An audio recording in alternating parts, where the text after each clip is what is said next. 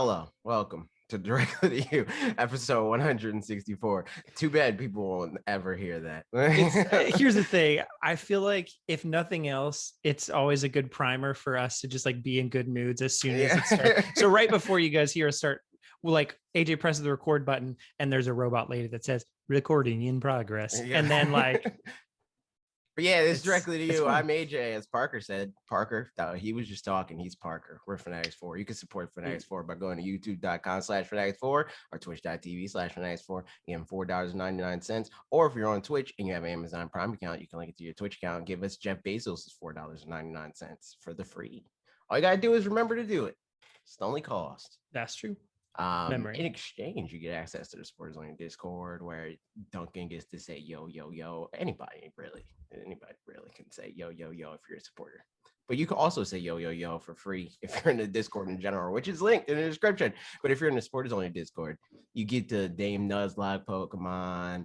You get access to the Directly to You recording once we start doing that.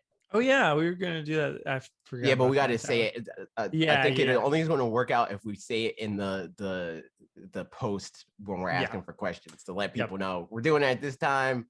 Blah blah blah. 100% forgot. But yeah, same. But yeah, you get access to that. It's great. You get emotes, you get loyalty badges, you get free Switch keys from time to time. But I'm trying to wait for us to. I'm trying to see when we're going to get the follower emotes. Because we do still have we don't have enough slots for the emotes that we have. So that's where I'm going to put I'm probably going to put like the R emotes. So like the thinking emote, the hey emote, and the hi emote will probably be follower emotes. And then we'll put the like character like Pokemon trainer Min stuff as sub emotes. But that's inside baseball stuff. Are you playing video games?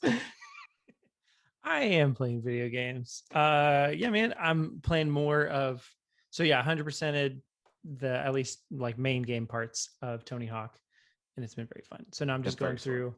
No, both of them. Oh, Tony Hawk 1 and number 2. I didn't even know you moved on to Tony Hawk 2. I thought you were talking about moving on to Tony Hawk 2 last week. I think I was, and then I've been playing a lot, so it's a good time. But yeah, now I'm going through and doing some of the so yeah, you can complete first game, second game, but then, and I'm pretty sure this is completely new for this one, but like, again, like I said in the video, maybe Tony Hawk's Pro Skater 4 or 5 or something had this stuff, but there's like a speed run version of the levels or a high score version of the levels or whatever. The high score is like cool. But I don't know, that kind of feels a little bit like a little arbitrary in terms of, you've got 2 minutes to get as many points as you want, and there's leaderboards ranked, online. But even then, to some degree, it kind of feels it's harder to know what a target is, because whenever I do a combo, it's not like I know this is going to be exactly this score. It's more like I'm doing a combo and it's a lot of points or whatever. Right. So that's not something that I'll probably do a whole lot of. But the speed run part is actually really fun, because that's like, see how fast you can get all of the challenges in the level in one go. And so some of the levels, it's pretty easy. Like I think like the first level, which is just the warehouse, I think I got down to like 2.5 minutes or something like that. But then some of the bigger levels that are a lot more spread out are like a much wider gap as far as the leaderboards. And so that's fun to be able to see like just how much optimization can be made. So that's something that I'll probably end up coming back to here or there. Like if I want to play it, probably I'll end up playing that, because I care about feeling like I'm making progress on something. And even though that's like redundant progress, it's progress, but it's fun to play it, and it gives me a reason to play it. So yeah, so playing some of that and some other bits and pieces. I played a tiny bit more of the Monster Hunter Stories demo, but not a whole lot. Still haven't downloaded that. Get some monsties, dude. Get some monsties, man. They're so a bit more of that, and I re-downloaded Super Mario Run on my phone because my Apple Arcade ran out last week. I forgot about that. Yeah, so I was annoyed because another time that I'd re-downloaded it, like when it first came out, which was when I was, it was before the Switch, so it was before I'd like gotten back in video games and stuff, and I was like, Nintendo, Mario. I love Nintendo and Mario. This is what a fun time. Yo, it did its job. That's what it was supposed to do. And like I, bought the full version of the game for $10 and then deleted it off my phone. How dare and you then ever buy the full version? That's the crime against gamers. Yep, that's right. Only supposed to stick it to games. them. Come on, man. And so I re-downloaded it a couple years ago, and it didn't have my the full game downloaded, and I was like, that's really annoying. And I don't want to buy it again, so I just deleted it. Can't you like restore? Yeah, 100% you can. That's what you didn't do. I didn't do it. So this time, like immediately I downloaded it and I was like, it didn't do it again. And then I just Googled restore purchase in Super Mario Run, and it's literally the verbiage is restore purchase. And it was like right there. And I mean, it wasn't right there. You have to go like 2 settings in or something like that, but it wasn't hard at all. I just didn't bother looking it up the first time. So I'm playing that, here and there if I just need something on for like a couple minutes. I mean, that's most of it, a little bit of Jackbox with some friends at some point, and played a little bit more of your Mario Golf. I saw. I peeked. Nice. So yeah, but that's pretty much everything I'm playing this week. What about you? I'm playing so much, dude. I'm playing a lot. Kazi is disappointing. You know what I mean? No, yeah. How so? Very boring. He's boring because I already figured him out. Like I don't have fun with playing as him. Like that would probably be the thing that would like suck me back in if I had fun playing as him, is like optimizing, like I'm gonna kill you in 3 hits or some stupid crap like that. But playing against him is boring because all I gotta do is camp him. So it's like I already know how to camp you. I don't need to like get better at that. I've been doing that since freaking the Shotos first came out. Like so yeah. Kazuya. Probably honestly, like if I'm being real, for me, at least like most disappointing DLC character. Interesting. Like, by far. It's not even close because it's like not even like on the, because I talk about all the time where it's like the characters themselves and the IP that they come from doesn't matter to me as much as like unless if it's the like characters unless it is a character that I do care about. Like that's just but that even then that's just a bonus. Yeah, right. Like I care more that the character is like interesting either or to play as or against. And like a lot of people, that character for them was Min Min because they have a boring time fighting her. But I have a fun time. I mean, I have fun fighting against and as her, if I'm being honest, because I understand how the character works. So I understand how to fight her and it not be this like turn-based RPG. But with Kazuya, it's like I don't care about him.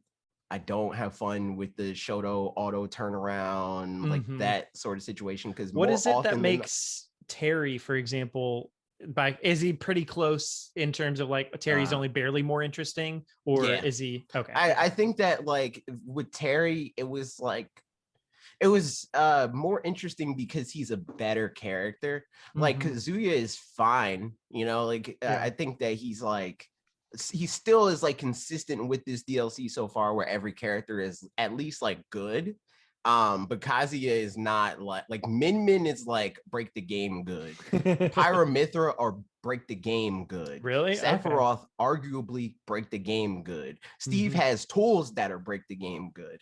But Kazuya is like, whatever, like just don't get hit by his nonsense. And he doesn't have the tools to make you get hit by his nonsense because obviously that's the answer to everybody. It's like don't get hit.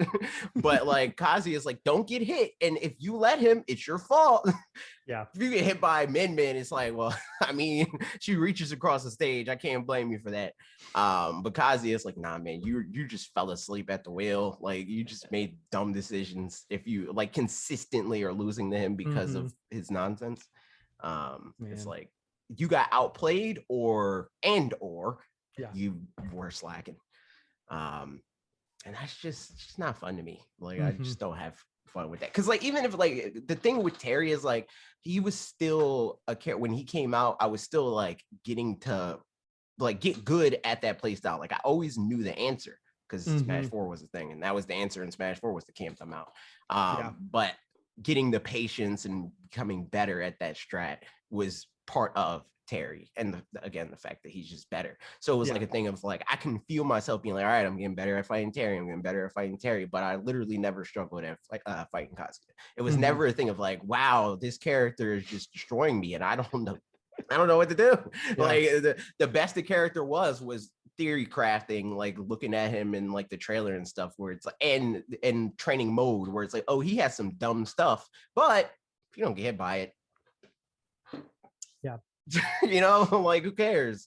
But yeah, no, that lessened my Smash time. I mean, I still played Smash, but just not as much. I've been playing Breath of the Wild again, because there's like shrines that I'm missing, and it's like 2 shrines. It's annoying when you're trying to find them, but having like when you get to that amount, it's very annoying, because it's like I have all these icons all over the map. There's no options in the game to be like, all right, I just want to see these icons. This is all I want to see. There's no option for that. But I downloaded. Have you looked at a map to see? Like, I downloaded I've looked at the map, but the map is equally as confusing because it's just icons all over the place. Right, for sure. But I downloaded an app so I can go through and check off the ones that I have already. Nice. So I'm like going through and doing that, and then on top of that, I'm like, oh well, I have everything. Like I completed this, but I didn't get the treasure chest in this one. So I go through and I get the treasure chest. So I'm like doing that. That's I think I did all but like 8 of the shrines, like found them myself, and then maybe all but 4, something like that. But it was like there were like 4 to 8 that I hadn't found, and did what you're doing, where like looked at a map and like found, this one's there, whatever. But the thing is, some of them would be like a blessing shrine or whatever, where the shrine itself pops up out of the ground like all the way over here on the map, but you actually have to start it from all the way over here on the map, and it's not something that shows up with your sensor or whatever. So there were a couple of those where it's like I mean, I know that somewhere in this area now there's a shrine. Aren't all those like shrine quests though? Yes. Yeah. I think I have all the shrine quests. Oh, okay. That's the problem. It's like that's what I tried before I even came to this, because every time I'm like, yo, I got to get these last 2 shrines. Like, freaking a year after the game comes out, I was like, I gotta get these last 2 shrines, and then I went through and I was like, okay, well, I have all the shrine quests. Yep. Now what? If you send me a screenshot of yours, I'll look at a map, because I always liked playing the like those picture games. What's the like find find what's missing? Find spot the difference. That's what I if you send me a screenshot, I'll spot the difference for you and see what I can find. All right, we'll see That's a mess. I tried to like the hero's journey thing, and that crap didn't help either. Like there's like spots that I haven't been, but most of those spots are like either places that you can't like really reach, like it's like an abyss, or it's just like vast nothingness or whatever. Like, so it's like there's a reason why I went here. Like you can see where I was like, oh, there's a shrine here. I can see that I went to this shrine because I went in a straight line and then I yeeted somewhere else. So, like I can see those moments. But nowhere on my map as far as like the path has clued me off to be like, oh, there it is. Well, as long as hopefully there'll be rewarding ones to find, like, because there's still some shrines. I think that's the last, and I'm not completely mad at that either. Like at least then you have the sense of completion. Like I can like it's done. I can just get it done. Like I don't have to go through and I think the worst case scenario is if there is a shrine that's frustrating, where it's like I gotta like try at this. Like this is one of the hard ones. Like that'll suck.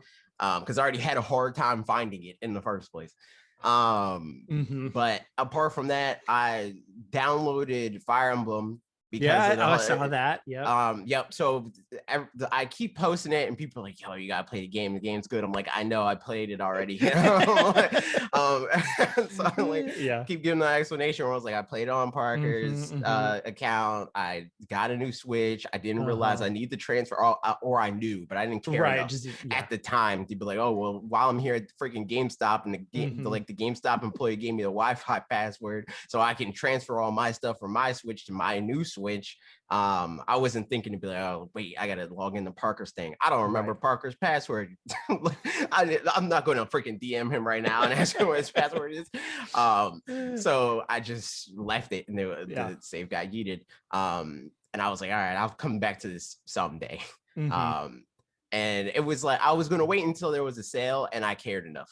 Because like there's been plenty of sales, and it's like I'm not going to play this. Is it on sale right now then, or was it? It was on sale at GameStop, and I got it digitally off of there for like $40. I already have the DLC that I got on sale. So was that the like I can't remember. It was the thing where it was like it was like a Walmart price error or whatever, where it's like they had it for $1, and it was the DLC and the game, but they only let me keep the DLC. Yeah, it was very dumb. But yeah, so I got the game. I've been doing that. People are like, how you enjoying it? I'm like, not much. Like, because most of it's just stuff I did already. So it's like, that's hard. It's like that's the kind of game. Like, I mean, I remember I really, really liked playing it. I think it was my game of the year that year. It was. But still, it's the kind that like I don't know that I would want to finish. I'm just most things, movies, shows, like my favorite shows that aren't comedy. Like I'll rewatch comedies all the time, Brooklyn Nine-Nine, Friends, whatever, just because they're fun. But like serialized shows or games that are more like that, as opposed to like Super Mario 64, I could play Super Mario 64 over and over again, and that's fine. But I have a much harder time going back in to like an RPG. What you're saying is, you don't like replaying games that aren't fun. Where it's like, I think, okay, it's that games like that or whatever. Again, it's the progress thing. Yeah, that like it feels like the fun of the game is not inherent to the game itself. It's like half it's like more mechanics abstract. And half metagame. It's a more abstract version of fun. 100%. Yeah, and it's it's a rewarding feeling to make progress and complete things, but as opposed to like I did this already. I don't want to. And like Mario 64 again, by contrast, is just like just fun to jump around and get that star. Because like even when you did something before, end games like that with agency, you can be like, well, I'm going to do it this way this time. So and that's why like it's fun to. Yeah, like in Tony Hawk, same thing, doing the speedrun versions or whatever. It's just fun to do the thing, even though it's like I technically have already gathered this skate, but I'm just doing it again in a different context. Right. So I wonder if I can do it this way instead of that way this time. All I'd say, I wonder at what point it's gonna be fun again. Probably when I get to the split. That's because I'm gonna make a different decision, and then it's going to be stuff that's like, oh, that's different from last time, and that's different from last time, but this time it's literally like, are you doing anything specifically different? Like, because you could, I guess, get some different characters instead, or I mean, I'll probably do that, but so far it's like the only thing that's different is like that I understand the game more than I did the first time I did it. So it's like the min-maxing of like, well, I know now that you want to do this and you'll be better at doing this, so I'm going to help you do this. So I'm doing that, but it's not honestly really something about talking about like Breath of the Wild and Fire Emblem, and earlier I was thinking about Divinity Original Sin, and I was telling some friends of mine about it, and so I have the digital copy of that and the physical copy that they sent. So I'm gonna loan that to somebody. I've got 3 people that I'm like, one of you needs to play this because you will like it, and I want someone else to play it. So but all that, like, I'm ready for whatever next, like, I don't know, RPG or big game to play right now. But now it's like Skyward Sword comes out next week. So do I start on something this week to like go ahead and start on something and then probably drop it for Skyward Sword? Or do I just put it on for Skyward Sword? Internal dilemmas, Depends on how sticky the game is. Because that's true. If the game's sticky, you'll come back to it anyway. Like just because Kazuya bored me doesn't mean I'm not going to play Smash Bros. Right? Yeah, like, for sure. I'm going to play Smash Bros. Yeah. I mean, that's the other thing is, are there games, I guess, come to think of it, that I did start on that I would want to come back to that I just haven't gotten around to? Like, because I mean, that was the case with Divinity. I played like 25 hours of it, and then I don't remember what, something else came out that like we were talking about and things. So the Luigi's Mansion. Actually, it might have been. No, I don't know. It was around that time for sure. So I was playing that with Ashley, but that might have been it. So whatever it was. Anything else? Pokemon. Yeah. I have a team now, so I'm battling more. I saw your swamp. Is it a Swampert at this point? Yeah, it's the Swampert. It's Ian the Beautiful. Swampert. And Ian didn't believe me, but I battled Leo on stream, so I showed him then. Man, water Pokemon are just the best, you know? That's all it is. It's so funny because like when I was battling Lee, I don't even know who it was. I think it was Doc, but I'm not sure. Somebody in Lee's chat was like, AJ's team is like all starters and legendaries or whatever. I'm like, yo, there's like 12 viable Pokemon in this video game. Like that is the flaw of this. That's why this sucks. It's this not is why Smash, I complain about where this. Like I mean, and that's why videos like Madrybreds are entertaining to watch, because legitimately, can you beat this with a Caterpie? Is like, no, that's a real question. Can you even beat it with a Caterpie? You know? Yeah. He put up, I think it was Gen 1 with Butterfree or something recently. And then I think at the end he was like, and the reason I haven't done a Caterpie run is because it would suck and be the worst. And like, or maybe, I don't know, whatever. In any case. Yeah. They need to balance that stuff a little bit better, or at least, you know, like have a mode where it's balanced. They can, because it's math, especially on the competitive end. Like the competitive end is, as long as the game is math, people are always going to find what the best numbers are. Yeah, and but like you can at least make them a little bit closer. If they're just arbitrarily like, okay, we're picking 200 Pokemon and they're all going to have the same stats, but that would just make the game less interesting, even more so, because then there's more. I mean, there's less variety in Pokemon. And the only way that the way that they try to solve that now, and Pokemon Company doesn't, but like the community does, is they have like formats. So it's like these formats will let this tier of Pokemon compete. But like even then, it's like, unless you're in, it's not fun to do that. So you're telling me I gotta build a team to fit in this tier, and then I gotta build another team to fit in this tier. And it's like I wonder if there's, I mean, they wouldn't do it, but like as a solution to it, something where different combinations of Pokemon on a team would buff other Pokemon or something like that. Just their base stats, you know, would change based on things where like, something, again, there would still be a meta there, but something.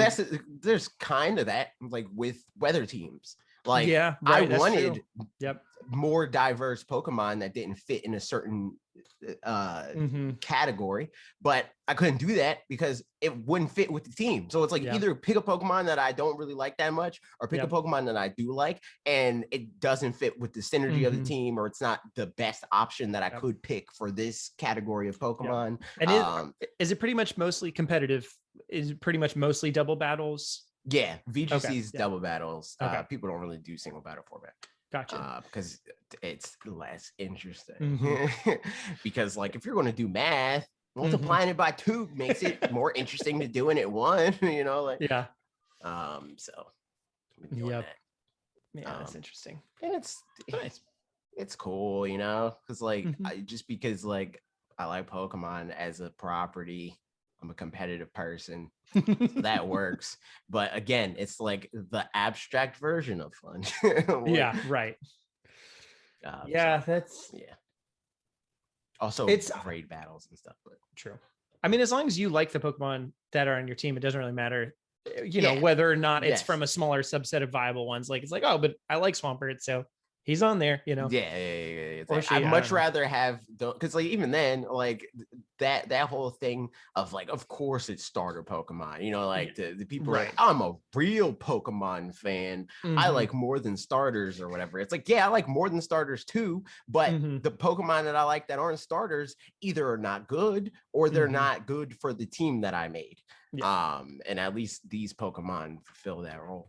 Because there was other Pokemon I wanted, but they just didn't fit into like the weather team that I was making. So it's like I probably got to make more teams, which I probably won't. It took me freaking 3 years to make this one. Like I'm probably not gonna make that many more anytime soon. Man, it took you 3 years to do that, and it took Nintendo 4 years to make the Nintendo Switch OLED model, and it's coming out soon, man. So we got so that's the games we're playing. Hope everybody enjoyed knowing about games, but here's the news now. I don't know. Or I could have gone like, and you can play those games. Yeah, on, playing, or at least I am. I don't know. Are you getting the OLED? Yeah, so good question. Yeah, I don't think so. Yeah, for me, I mean, like I do play in handheld. I would have gotten it if Ashley didn't already, if we didn't already have 2 Switches in the household. That's how I would have justified getting this one instead. And yeah, but you could trade your old one, dude. You can trade. I mean, I'll see what the exchange rate essentially there is. Yeah, what the promotions will be or whatever. Yeah, so we'll see, but probably not. Yeah. I don't know. Like I guess I'll go over the details of it. Everybody already knows this stuff at this point. Yeah, but I made a video. You surely did. Basically, long story short, better screen, it's bigger. There were preview events or whatever, where like, industry people got to see it and said, yep, the screen is better and it's bigger. That's, exactly what you see is what you get kind of thing. But like, it's like, yeah, and it actually is better. So that's cool. But if you just don't care about a better screen, then who cares about a better screen? So that's then the other things, there's bigger kickstand, et cetera, et cetera. You made a video, talked about all things. So yeah, I don't know. Before getting into your comments,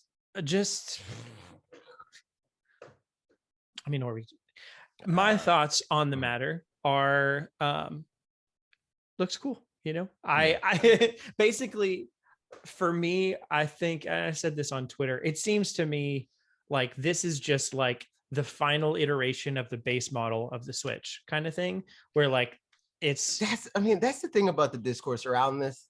It's like, I feel like people think that there's like these 2 distinct sides. It's like either you're on the side of the people that know for sure, it's like, see, you guys are wrong. Nintendo would never do a Switch Pro, This is it. This is the Switch Pro you guys all thought was happening. You're wrong. I'm right. Haha. And it's like, and then there's the other side of people being like, nah, man, there's Switch Pro coming, blah, blah. And then there's people that are like, like me, and I'm sure like you, because we talk about it all the time, where it's like, it's not as cut and dry as that. Like Nintendo is not trying to be Sony. They're not trying to be the old Microsoft. They're trying to be Apple. They don't want Switch version 1, Switch version 1.5, Switch version 2. It's just Switch. It's just Switch. And maybe even the meme of Nintendo Swap doesn't even make a whole lot of sense. Like maybe to them, it's still like the Nintendo Switch. 2022 edition, like like it'll be interesting to see, I mean, just into the future, like the delineations, because I think no matter what happens, whatever comes out, like I've seen videos of other people talking about like next gen versus like Switch Pro versus that kind of stuff. That's a lot of the stuff that I'm seeing too, where it's like, there's not going to be a Switch Pro. It's going to be next gen. Right. And the thing is like, honestly, they could have the exact same, They could have the exact same product. And depending on what name they slap on the box, that will be the side it'll that people be either that like I'm right because I said that it was going to be called Switch Pro. And alternatively, I mean, certain people could be like, it could go one way or the other, and both sides could feel like they're right, because it's like, this is the Switch, this is the Switch 2 or something like that. And it's like, yeah, it is a Switch Pro. It's an upgraded version. Or it'd be like, this is the new Nintendo Switch. And it's like, and that's the next generation. When it comes out and that happens and people are like, see, I was right. Yeah. No, you weren't. You were wrong. Like you were wrong because everybody was right. Like, it just comes down to like the way that people look at the industry. It's like, there's the people that's like, the industry has always been this way and will always be this way. And that's why they're doing it, because this is how generations work. I buy a console, I have the console for 4 years, and then I buy the next thing. And it's like, no. Like, I think, the thing that I would say about this is, I think, so in terms of this being like there's a fancy word for it, but like, this is like the final original Switch model kind of thing. Basically, like, I'm thinking that with this is the last time that they'll make a revision for it where it's not any stronger. And whatever the next thing is, it's going to be stronger, because whether it's next generation, and then they start upgrading that. Like that's the TikTok model, not the social media thing. So like at this point, it's in the future. If you want to buy a Switch, if you want to buy like a base model Switch, essentially you'll be buying some version of this. because this is like in the same way that like if you wanted to buy an Xbox One at this point, you can buy an Xbox One X or an Xbox One S, but you can't buy an Xbox One VCR or whatever, because like the S just replaced it, because they were like, man, this is like, if we could have launched it like this, we just would have launched it like this. And this is kind of the same thing where like, this is the, you know, this the pinnacle is of the DS Lite OG Switch. Yeah. Right. So yeah. I think for the Switch Pro conversation though, I mean, I obviously, no matter what happens in the future, stronger hardware will eventually come out. It's not worth talking about again for a really long time, because now this is done. We have this now, so like we can kind of put that to rest for at least, you know, 3 months. But I don't know. I think like I get so annoyed by that whole thing. And I'm one of the people that doesn't like doing that. Like, you know, like whenever you're talking about, yo, we should do a prediction show about this, I always push back against that, because it's like, it's the same cycle over and over again. Right. But it's the same cycle over and over again because that's like what is happening, you know? Like, and we make YouTube content about Nintendo. So if we're not talking about what Nintendo is doing, what are we talking about? Right. You know, like it's the way that people position it as like, man, they're really like, and not specifically us. Like, I don't think we specifically get this criticism a lot. But it's like, man, bottom of the barrel stuff. It's like, no, talk about what's relevant. Like for us, or interesting, more often, you know, even if it's not relevant. Often, no, I just mean like that's what people are usually doing, because we usually a lot of times we don't do that. Like we'll go out of our way to not talk about what's relevant a lot. Where it's like, nah, I'd rather talk about wave race. Did you watch my video this week? Yeah, exactly. Like, so it's like, but I just think it's like disingenuous to like come at Nintendo creators that are talking about what's relevant as it's relevant, because that's what their channel is about. You know, like it's not necessarily a bottom of the barrel thing if you're talking about what is happening. Like if they're making another Switch or whatever, or there's a high chance that... Sorry, keep talking. I'm trying to refocus my camera because it's not. I'm just using like this capo. If they're working on a new Switch, or it's obvious that they're working on a new Switch, we should probably talk about that. Especially if they haven't been talking about it the whole time. We've been talking about it the whole time. And that's why a lot of times it's less interesting to talk about Switch Pro, because our predictions for Switch Pro, our thoughts on Switch Pro, our hopes for Switch Pro have remained consistent with what is happening now. It has always been that Switch is going to be an iterative platform. It's going like they're going to fulfill needs as they think is necessary, and that's when the thing comes out. What it's called does not matter. It does not matter at all. They can call it Switch U and it does not matter, because people are in on the promise of Switch. A better Switch is that's all they need to say for it to sell more. Like, I'm seeing a lot of people being like, is this really worth $50 more? Like, is this what, like, I got to spend $350 for like a screen or whatever? And it's like, nah, like they're not asking you specifically to buy another Switch. Very much you don't have to buy another Switch, but for one, to them, yes, the Switch to them very much so is obviously worth more money than they're selling it for, and it's evidenced by the fact that 4 years out, they still have stock issues. Like, it is still not like it's obviously more reasonable and easier to walk into a store and find a Switch than a PlayStation 5 or even a Series X or S. But like, it's not like they have this crazy surplus of units. Like they sell most of what they can make. And if that's the case, supply and demand says you're probably worth more than what you're currently selling your thing for. So if they can like have some sort of like value proposition that tells the consumer, it's like, you won't feel ripped off by this, but the bulk of the reason why it's priced the way that it is because Switch has clout and it demands that price. I mean, the other thing that I alluded to at some point on Twitter, but then didn't get to finish my thought, and I realized it didn't make sense out of context, is that like I think we talked about this in at least one video earlier this year, that they would put a new version out at a higher price, so that then at some point they can discontinue the original one and then bring this one back down to the regular price, and then it's just back to normal. Which, like, I don't know how fast they'll do that, but like I 100% think they'll probably do it. But I think that if they really want that, to, like if they could have the biggest holiday season they've ever had this holiday season by being like, it's $250 for the OG Switch. Even put it on sale, bring it back up and or whatever, and then get rid of it. And then at some point, even in like 12 months or something, like next holiday season, they bring the OLED model down to $300. Yeah. See, the thing is, like, I can't see them bringing the OLED model down to $300 unless they have something that fills place in the market currently. Oh, like, yeah. Currently, it's the Switch Pro. It's the Pro version of what they offer at their like baseline, not base like low level model, but like the foundation of what Switch is. Like, I can't see them unless they start losing momentum, lowering what the high point of the Switch is, because they haven't, and like even up until now, they haven't.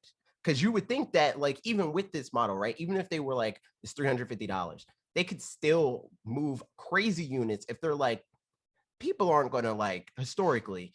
People aren't going to buy the regular Switch anymore. Like it's that, like if you buy a Switch, you're probably going to buy like a new Switch. Like if you're in the market, you never bought a Switch before, the one to buy is the OLED model.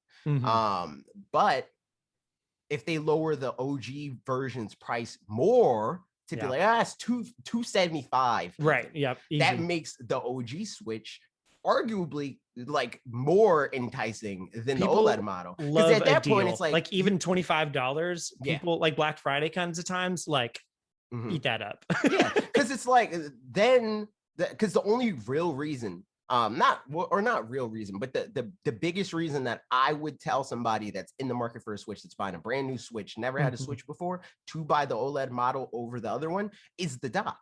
Because you probably are going to want that dock anyway, you know, like, because it's just like if you play any level of online games, and it doesn't even necessarily matter if you're like super competitive or whatever, like even casual Nintendo fans have this idea that their online service, which has nothing to do with the connectivity of the games and blah, blah, blah, is like inconsistent. So like they have this thing that's like, hey, this makes your online experience more consistent.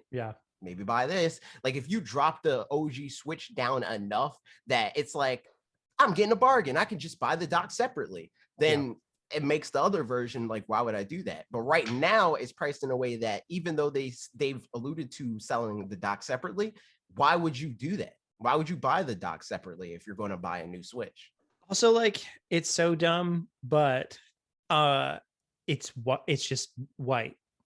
And there's something about like that kind of white thing. And it has the LAN adapter and it's for sure. Like redesigned, like it's more like ergonomical as far as like the ports and stuff. I mean, totally, like it's better in a lot of functional ways, but just like for like the fact that it's white also makes it enticing. Of the aesthetics of your entertainment system. Like I have a friend that I work with that was like, I wish they made a white Switch, because I've got my PS4 was white and my Xbox Series S is white and stuff. I mean, this was several years ago. And it was like everything's white, and it would just be great if like that could fit in, because then with the and that's like such a silly thing. But for them to have waited this long to put out just a new colored dock, other than obviously the like all this couple of other ones, the Mario ones, that's something that like it wouldn't, if at launch there was a black and a white one, it'd be like, okay, cool, whatever. But like because it's been so long, there's people that will literally be like we'll trade in just for it being white, and like just for that stuff works, the aesthetic that they want. So I still remember when the iPhone 4 first came out, and the white iPhone 4 was a big deal, because like at first it was supposed to be day and date, and then there was like something with like the color that they like, the paint that they used or whatever, that like it did the like the NES thing where it like yellowed, and it was like some problem with the front facing camera and blah blah blah. So they delayed the release of that, but it's so like crazy when it came out, even though a lot of those people had the original iPhone 4, because like, oh, this is the newest thing. Like a big thing for them is like, this phone isn't really that different. Like it's not this revolutionary thing, but like if we make it look different, it's going to make people want it, because it's a status symbol. It's like, I have the new of the new, you know, like you have the old iPhone and I can tell because what it looks like, and I have the new one and you could tell because what it looks like. And this is like a version of that. No, it's great. I mean, I don't think it's worth, I mean, like your whole video, I don't think it's worth upgrading unless when you see this, you're like, I want to upgrade to this. But I think it's important that this is the definitive. That's the word I was looking for earlier. This is the definitive base model Switch, essentially, for the future. And like the Joy-Cons aren't fixed. And that's like the one big last quality of life feature that like the Ethernet port being in there, the screen being bigger, the couple of other things were the kickstand being better. Like those are things that have been heavily criticized, and that now it's like, oh yeah, it's just fixed in the final definitive version. But if they get the Joy-Con drift thing fixed, that would be kind of the last thing to where it's like, now I've got a system that will last me, a long time, and people aren't, worried about that. But yeah, like we've been talking about, I don't think this, I mean, I don't know how exactly the Switch Pro behind the scenes rumor stuff happened, whether it sounds like there always have been two things and then sometimes they've been conflated, and like that obviously there's manufacturers talking about the OLED screen. So like that was one thing, but then other people heard about DLSS 4K stuff and then assumed it was the same thing, and it's not. But like, whatever, if that happens, it happens. But I genuinely think it's what I was talking about in the video. Where they did plan for 4K DLSS, all that stuff, but that requires new chips. They can't really get their hands on those because nobody can, apparently, unless you're Apple, because it seems like Apple has their hands on new chips. But they couldn't. They're like, okay, what do we have? We have this new chip that we just now got. We already ordered a whole bunch of those because Animal Crossing, and that really took off. What else do we have? OLED screens. Marriage. Let's take the Switch that we currently have, put an OLED screen on it, that new higher battery chip or whatever, put some white accessories in there, put a LAN adapter on that, $350. Rather than it being this thing where people were like confused or whatever. It's just like, nah, that just got kicked down the pike. It's like, we still plan to do that, but here's the interim thing that we can still move units with the resources that we currently have access to. And then at that point, probably the product will end up being even that little bit better when it does come, because technology's a year later, so maybe there's extra stuff. I don't know.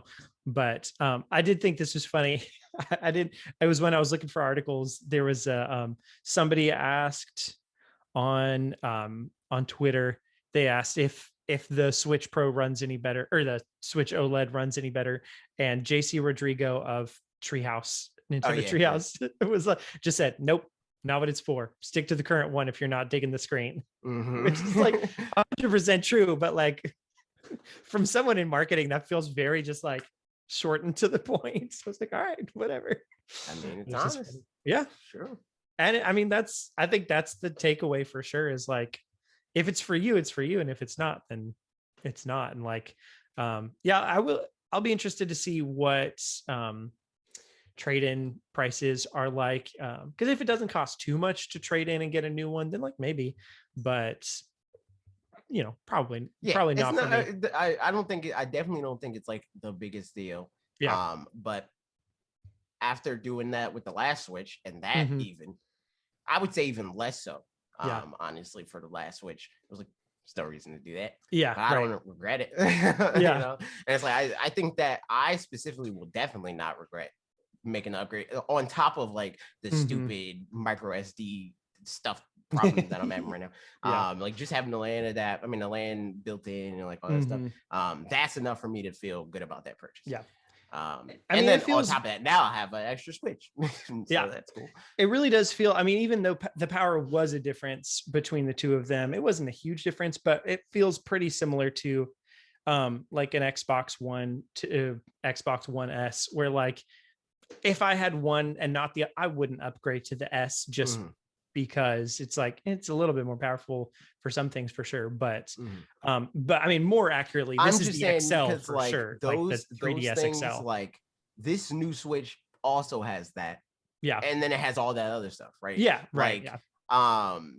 The last Switch there's less tangible things to see, like, oh, Mm-hmm. this is better. Yeah. Oh, yeah, for sure. But this Switch has all the stuff that was like more abstract and like, I noticed that I can play my Switch longer now. It has that, but then it also has like, it looks different with the dock and all that stuff, and it has the LAN adapter. I will say, if you have a base model Switch, like from before the V2 or whatever it is, and you play handheld a decent amount, like this actually probably is worth upgrading if you play handheld a decent amount again, or online with the LAN adapter and stuff like that.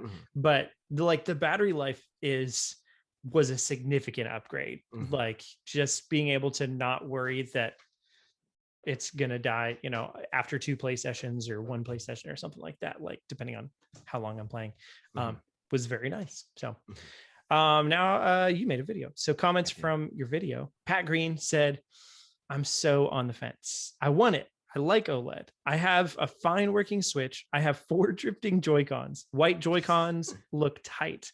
It probably will drift in 3 months. It won't fit in my fixture S1. I think 1 inches matters. That's what she said. Won't fit in my fixture S1.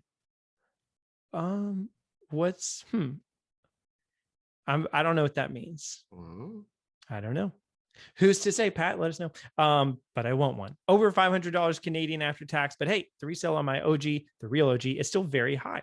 It's a good time for it. Cool. I don't like, I honestly don't think that there's a wrong answer here. Yeah, right. But it's not it's not something that I would tell somebody like, yo, you really need that new Switch. But like, I also wouldn't be like, you want a new Switch, you're stupid. Like it's somewhere in the middle. I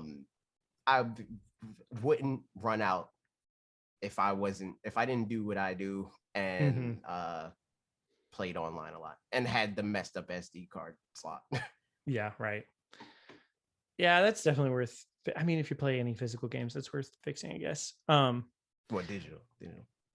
Because it's the SD card. Oh, the SD. I was thinking the pin in the micro cartridge. SD card. Yeah, that's right. Is broken. That sucks. It does suck. But at least it works. Like it would suck more if it broke and it doesn't work at all. It just loads slower, which is yeah. Onigiri-san said, I've been using a Switch Lite since it launched almost 2 years ago, and I have since bought a TV, so I want to replace it by our original model. I've been waiting on the announcement of this new hardware to decide whether I buy one right now or wait a while to get the new model, but it seems that the improvement are mainly focused on handheld mode, and I already have my Switch Lite dedicated to that, so I don't see any point in waiting for October. I'm getting a Switch this month, and I'm a little concerned about the burning of the OLED screen down the line. Video games relying heavily on UI that occupy the same pixel spaces for hundreds of hours. I'm curious about the longevity of this fancy new screen. That's fair. I think that like it depends on like what you mean by that. Like, are you talking like 20 years down the line, or do you mean like the normal amount of time that most people use this like gaming hardware? Like I think that this is definitely going to last 10 years. Like it's going to be fine. I think it might last 15 years and be fine. 20 years is like, it'll probably be fine, but does it really matter at that point? Like by then we'll probably have a better Switch that can play all the games. Wow. Whatever they call it. So I don't think it's a huge worry. And if it was too, like, if it ended and it feels premature, I would be shocked if you wouldn't be able to get it replaced for free. Yeah. I mean, the other thing I'd say is that like, for the OLED screen burn-in thing, that seems like the kind of thing that they would definitely have. I mean, I don't know, I don't know a whole lot about that, but it seems like the kind of thing that, like, from what I understand, not every OLED screen has that as bad as other ones. And also just the way that I play the Switch, at least, like, it's not sitting on the home screen for very long, especially in handheld mode. Like, on the TV, maybe it'll sit on the loading screen for a little bit longer, but otherwise just like that just doesn't really happen. So I don't know that it would happen fast enough for any burn-in to happen. But that's just me on that front. As far as waiting to get a new one, I would suspect, and like we'll have to wait until it comes out to see that, like, even if performance isn't any better or anything like that, that they could have just as easily also reconfigured some stuff inside so that it just is like better organized for like better heat dissipation and those kinds of things. So if you want it to last longer, probably this one being the latest model after like 4 years of them building them and iterating a little bit, this will probably be the version that would last the longest in general, you know, other than I guess the burn-in is a question. Yeah, other than the screen. But again, the screen, I think if it's something like that, it will not end prematurely without there being some sort, whether it's like internal and they're doing it because they're Nintendo and they want to keep their customers happy, or there's a ton of backlash and they're forced to, to do it, because like stuff like that happens with Apple all the time. Like even to this day, like there's like bugs with like the 2015 MacBook Pro that they will replace your 2015 MacBook Pro for free because legally they have to, you know, like so I wouldn't be too worried about any OLED specific issues.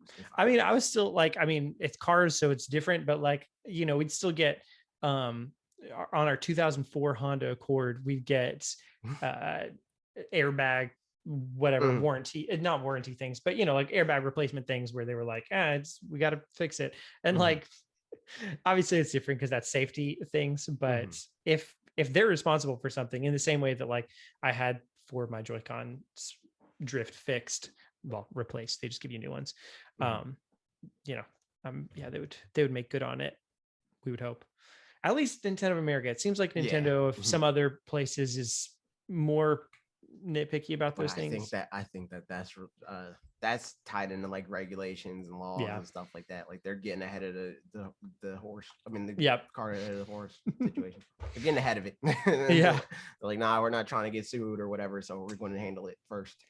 So I might say with this, if you're like, whatever, I just go ahead and get one now, then go ahead and get one now. But otherwise, if you're like, I could wait and it wouldn't really make a difference, then maybe wait until we get some like hands-on impressions of the internals, people tear it apart and that kind of stuff in October, and then get one closer to around then. Also, there's a good chance that this holiday season, there could, if ever there were to be a sale on the OG model, it would be this holiday season, which again, I think we will absolutely see a sale on the OG model, whether or not it's official or not.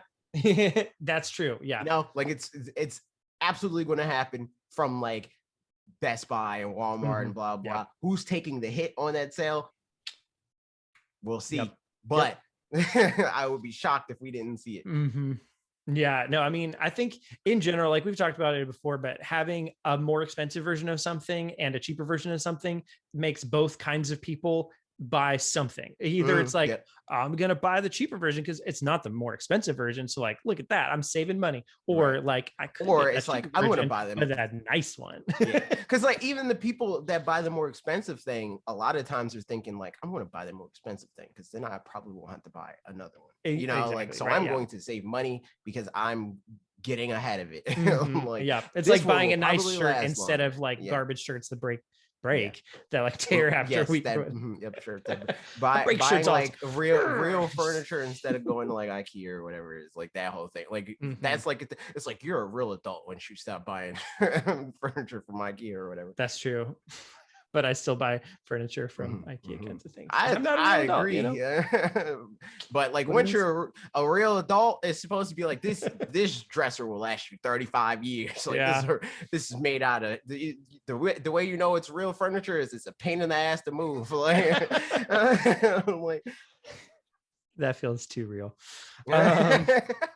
Jordan Best said, I'm glad my Switch isn't obsolete. However, in my opinion, I think you're right. I think Nintendo was smart and read the room and realized the consumer isn't ready yet due to the pandemic. Wish Sony and Microsoft realized that too. $70 games after so many people were without a job for a year. And then throw up emojis. Yeah. Granted, that's more of a Sony thing than it is a Microsoft thing. Like, to be real. Like, are Microsoft first party games? I mean, they're on Game Pass, so like just get Game Pass and you're good to go. Get them on Game Pass. But also no. Because Xbox One games are still $60. The first party games are still coming to Xbox One for the foreseeable future. Or at some least third party games, I guess, that are on both, so but it's because of their it's because of the third parties. Yeah, like they're not going to sit there and be like, nah, man, they're $60 here. Yeah. Charge $60 here. They're like, all right, well, PlayStation's letting you charge $70, charge $70. You know, like, man, yeah, that's so gross. Yeah, and even looking at stuff like, you know, like the whole smart delivery thing. Like they just announced yesterday that Death Stranding, well, yesterday for us, that Death Stranding is happening and the upgrade is $10. But for Microsoft, it just happens. Yeah. You got to pause? I do, yeah.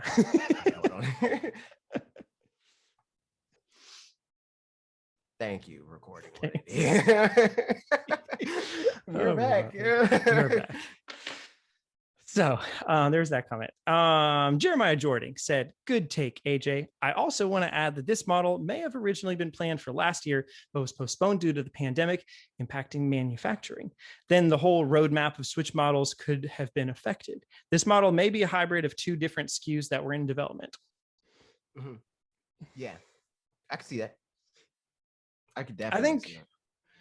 For me, I could see early this year instead of, I don't know that I would put a lot of money on holiday last year or anytime like that, but I could see earlier this year for sure. I think it really just depends on like what got pushed back and how much.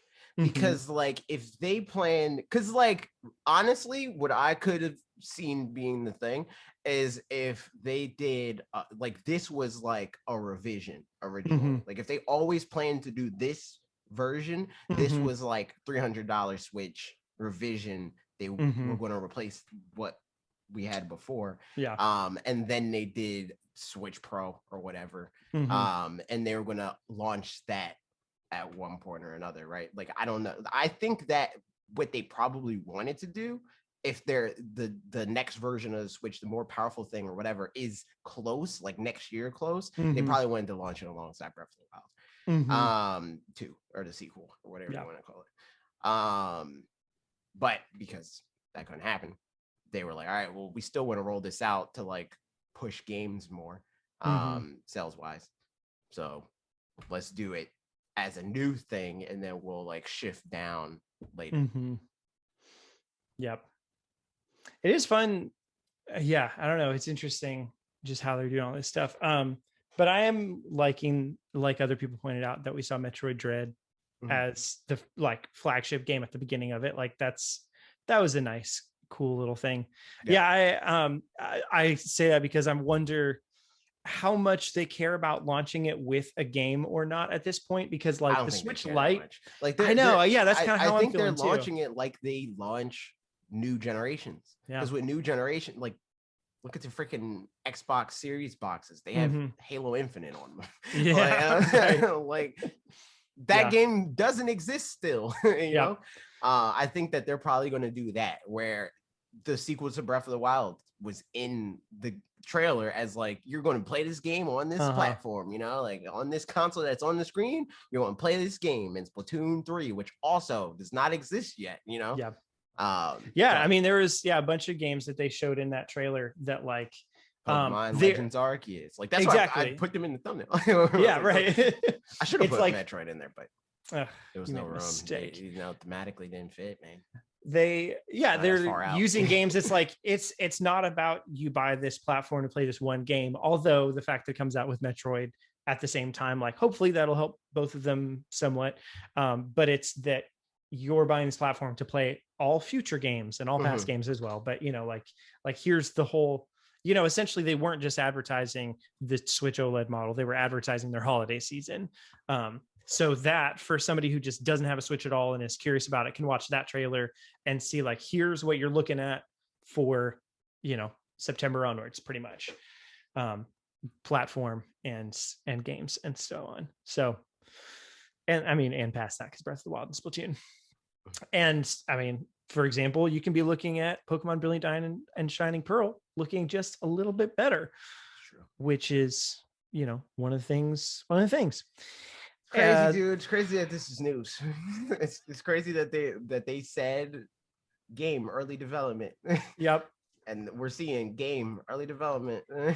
It's very funny. I just wanted to talk about this for a second because it just literally, it just looks similar but better. And I didn't notice it. And then when I saw the difference, I was like, ah, cool, nice. And like for some people, it was, yeah, like you said, that,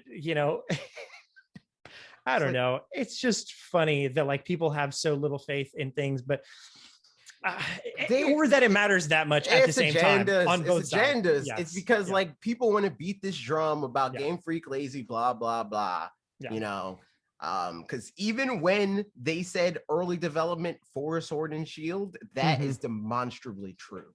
Like you can look back at the first trailers of that game and look at the game now, and it looks and runs better than when we first saw it. It probably doesn't run as good to everybody's standards or whatever the heck, right? But who cares? Like don't buy the game. Like that's like the take that annoys me the most with Switch Pro or Switch OLED or like all that talk. People being like, I can't believe we wanted Switch Pro and they only gave us an OLED screen. It's like, dude, don't buy it. Nobody has a gun to your head. Nobody is like, you better buy this Switch OLED model. I don't care that it's not what you want. Like if it's not what you want, you don't gotta buy it. Like don't buy it. It's crazy. I mean, I think my opinion too is just like it looks better. I don't care. I'm happy that it looks better. You know what I mean? I think the most surprising part too about this was, I mean, just the weird discourse around it, but also that like I saw all the comments about Pokemon Legends Arceus and like how many people are super down on that game because I guess of what it looks like graphically, and people are worried about frame rates and all that kind of stuff. And like, man, just cool down. Yeah, it's just like the thing is like I'm fine that people are not like that people are down on Pokemon because like in a lot of ways I'm down on Pokemon, but I've always been down on Pokemon in those ways. And it's like to me, like if you really feel like a lot of those things are deal breakers, because there's a lot of stuff I don't like about Pokemon, but all the things that I like about Pokemon are always consistent, and they always nail those things. So that's why I still buy Pokemon games. Yeah. But if you really hate Pokemon that much, stop buying them, please. I implore you, please. But if you don't buy the game, don't buy the game. And stop. And even more importantly than that, stop complaining about the game as if they forced you to buy it. Like, and also complaining about it before it exists. Exactly. Yeah. Like at this point, there's still stuff for the Switch OLED model or whatever that I'm curious how it'll pan out. And I have some assumptions about how like it's not going to be any stronger, that kind of thing. But like we were talking about before, maybe it'll run cooler. Maybe it'll like, just be a bit better in this regard or that regard. But I'll wait and find out, and there's a bunch of games like that or products like that where it's just like, we'll see how it goes when it comes out. And then I'll make my decision then. But like right now I'm happy to be on the fence about something, but with this kind of stuff, just like making a decision ahead of time to like, this is the worst possible thing ever. Is funny. Yeah. And I don't think that people like, I don't think anybody that was banging that drum before is going to have learned that lesson specifically, that like footage can actually look better. Like, I don't know if to them this is enough of an improvement that it matters or whatever. It still doesn't look like GTA 6, so it's still a bad game. And like, I mean, I think it looks better for sure. But like, again, if you wanted a fully different art style or whatever, like it's not that, but that's, that's not what they mean. Yeah, exactly. When they show a trailer, it's like, this is roughly what we're going for. And maybe it's closer sometimes than other times, but at least this is the idea. Like, and if you're not on board at all with this idea, then cool. Sorry. It's like, there it is. So, and I think that also a lot of people read that inherently as like, it'll always mean that it'll look better. Sometimes it could look worse. That's true. And that's the disclosure there is that this game's not done. Period. Like that's not them being like, this game's gonna look phenomenal, guys. You just wait. They're like, game's not done. Don't like review this game right now. Don't see this trailer and be like, you know what? Game's bad. 4 out of 10. Look at the puddles and look at the trees. Too Game much bad. Like, yeah, you're all dumb. That's basically what I'm saying. That said, I am looking forward to. I mean, I said this last week, but like, I'm kind of in the mood for a classic Pokemon game. So I'm excited to play all these Gen 3 locales in Gen 4 again. Yep. People roasted me in the comments for last week's podcast, and it was, I mean, like, nice roasting. It was fun.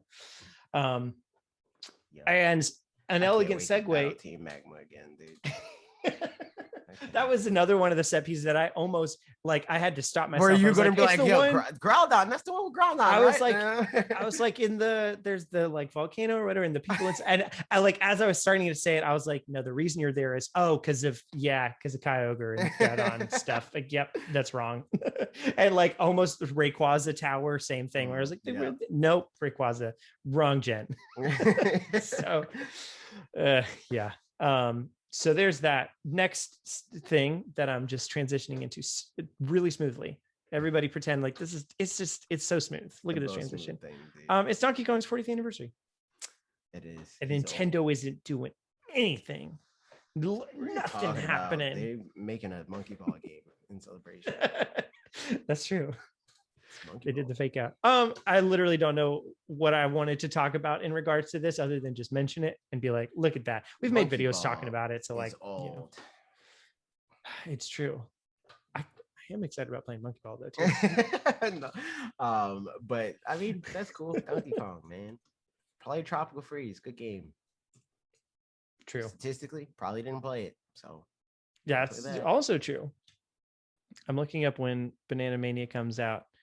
Because is it on my birthday? It's not. It is October, but it's October 5th, not October 29th. I think Super Mario or Mario Party Superstars. I think it's coming out on my birthday. There was something. Joe, you can have a birthday party. I think I made that joke. When if you did, I wasn't paying attention enough. But that actually would be pretty fun. Yeah, it's coming out on my birthday, so that's Friday. So. Look at that. Can have people over the house this year unless things kind of go down the pooper. There you go. Speaking of Mario though, there's some Mario movie news, kind of. Not really. Yeah. Basically just that something because it's a Universal property, because it's Illuminations. I mean, not the movie in any case is being made by them. It's also related to NBC because NBC and Universal, blah, blah, blah. So it's going to be on Peacock for streaming, it sounds like. So that'll be interesting. That's one of the ones that I don't have, but maybe I'll get it for a month and delete it. But it's only on that box that I'm never taking out. I'm not doing it. I still get emails about that. Like, you gotta open that box, don't you? I'm like, no, I don't. And then they're like, I know which box you're talking about. They're like, well, send it back. And I'm like, no, the X1 box or whatever, the freaking is from Comcast or Xfinity. Oh, gotcha. They're like, dude, you got that set-top box, you want to use it? And I'm like, nope. Like, well, you want to send it back? And I'm like, nope. So I'll send it back when I'm done with Xfinity. Yeah. But it will be in the box unwrapped. Or wrapped still. You know what I'm saying. I do. Here, let me read some of this just in case there's interesting tidbits that I missed or forgot about before. Universal Pictures has just struck a deal with streaming service Peacock, which will make all of its new movies Peacock exclusives in the US for the first and last 4 months of their 18-month streaming window after it has finished its cinema showing. So it's kind of like Warner Brothers having all their movies be on HBO Max, that kind of stuff. Which honestly, I'm all here for that because like I have a baby now, so going to the movies is going to be hard.